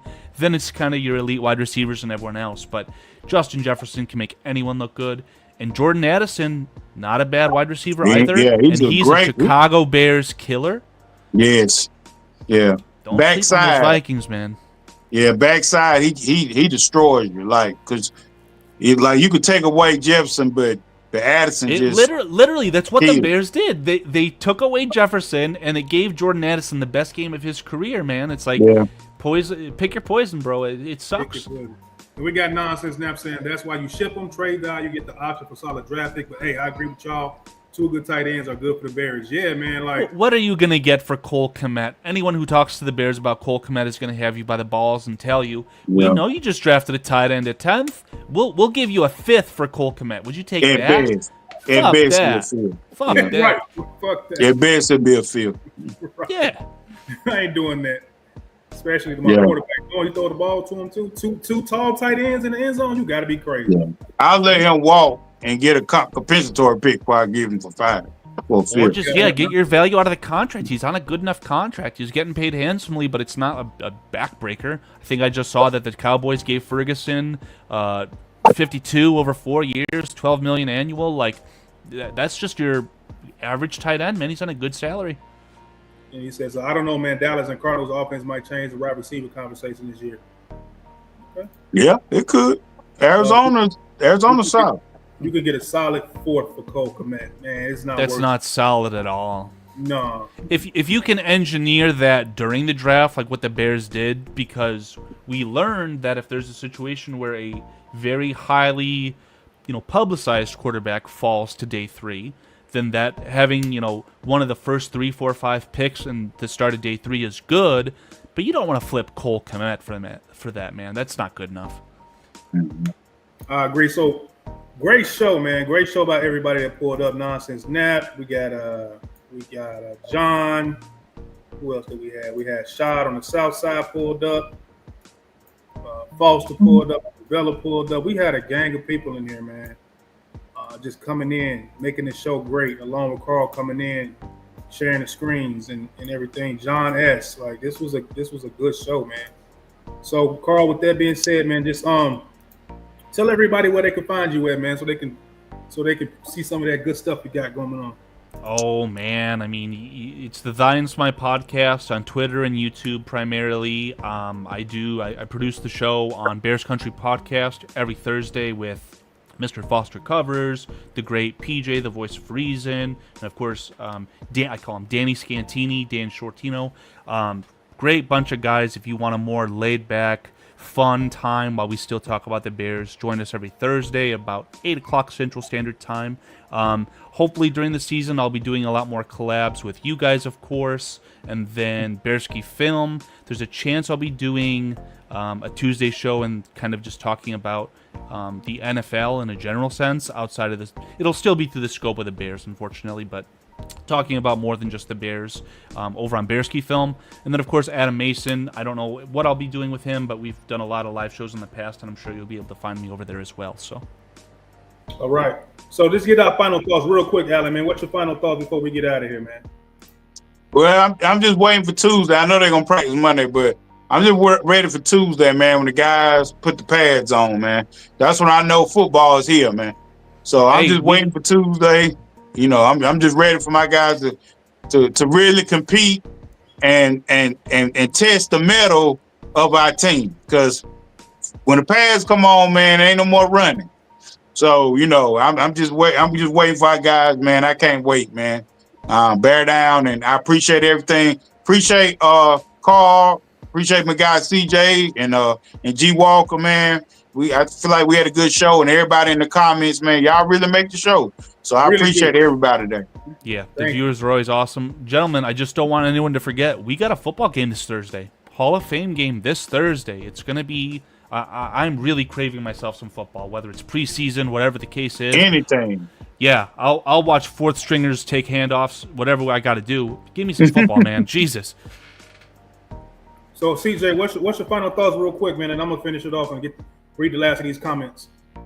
Hey, man, I agree with Alan, man. I just can't wait till Tuesday to get those pads on. Yeah.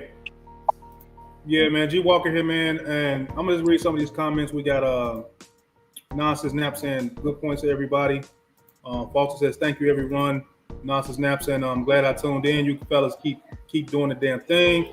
Hand claps, hearts. Great show. Thank you, John S. And I'm like everybody else, man. I just can't wait till Tuesday. I just think Caleb Williams is going to be better with the pads on. When you actually got to block, and Tony got to really tune in to be funny, and Dalman really got to be Dalman. You know what I'm saying? And Jackson, like Antonio, we really got to block with his dude. I guarantee you, Caleb is going to start taking off really soon at practice. He's really about to start taking off because we've seen him be unprotected, you know, coming off the defensive line, Montez Sweat just going unblocked. All that shit gonna stop. That shit is over with.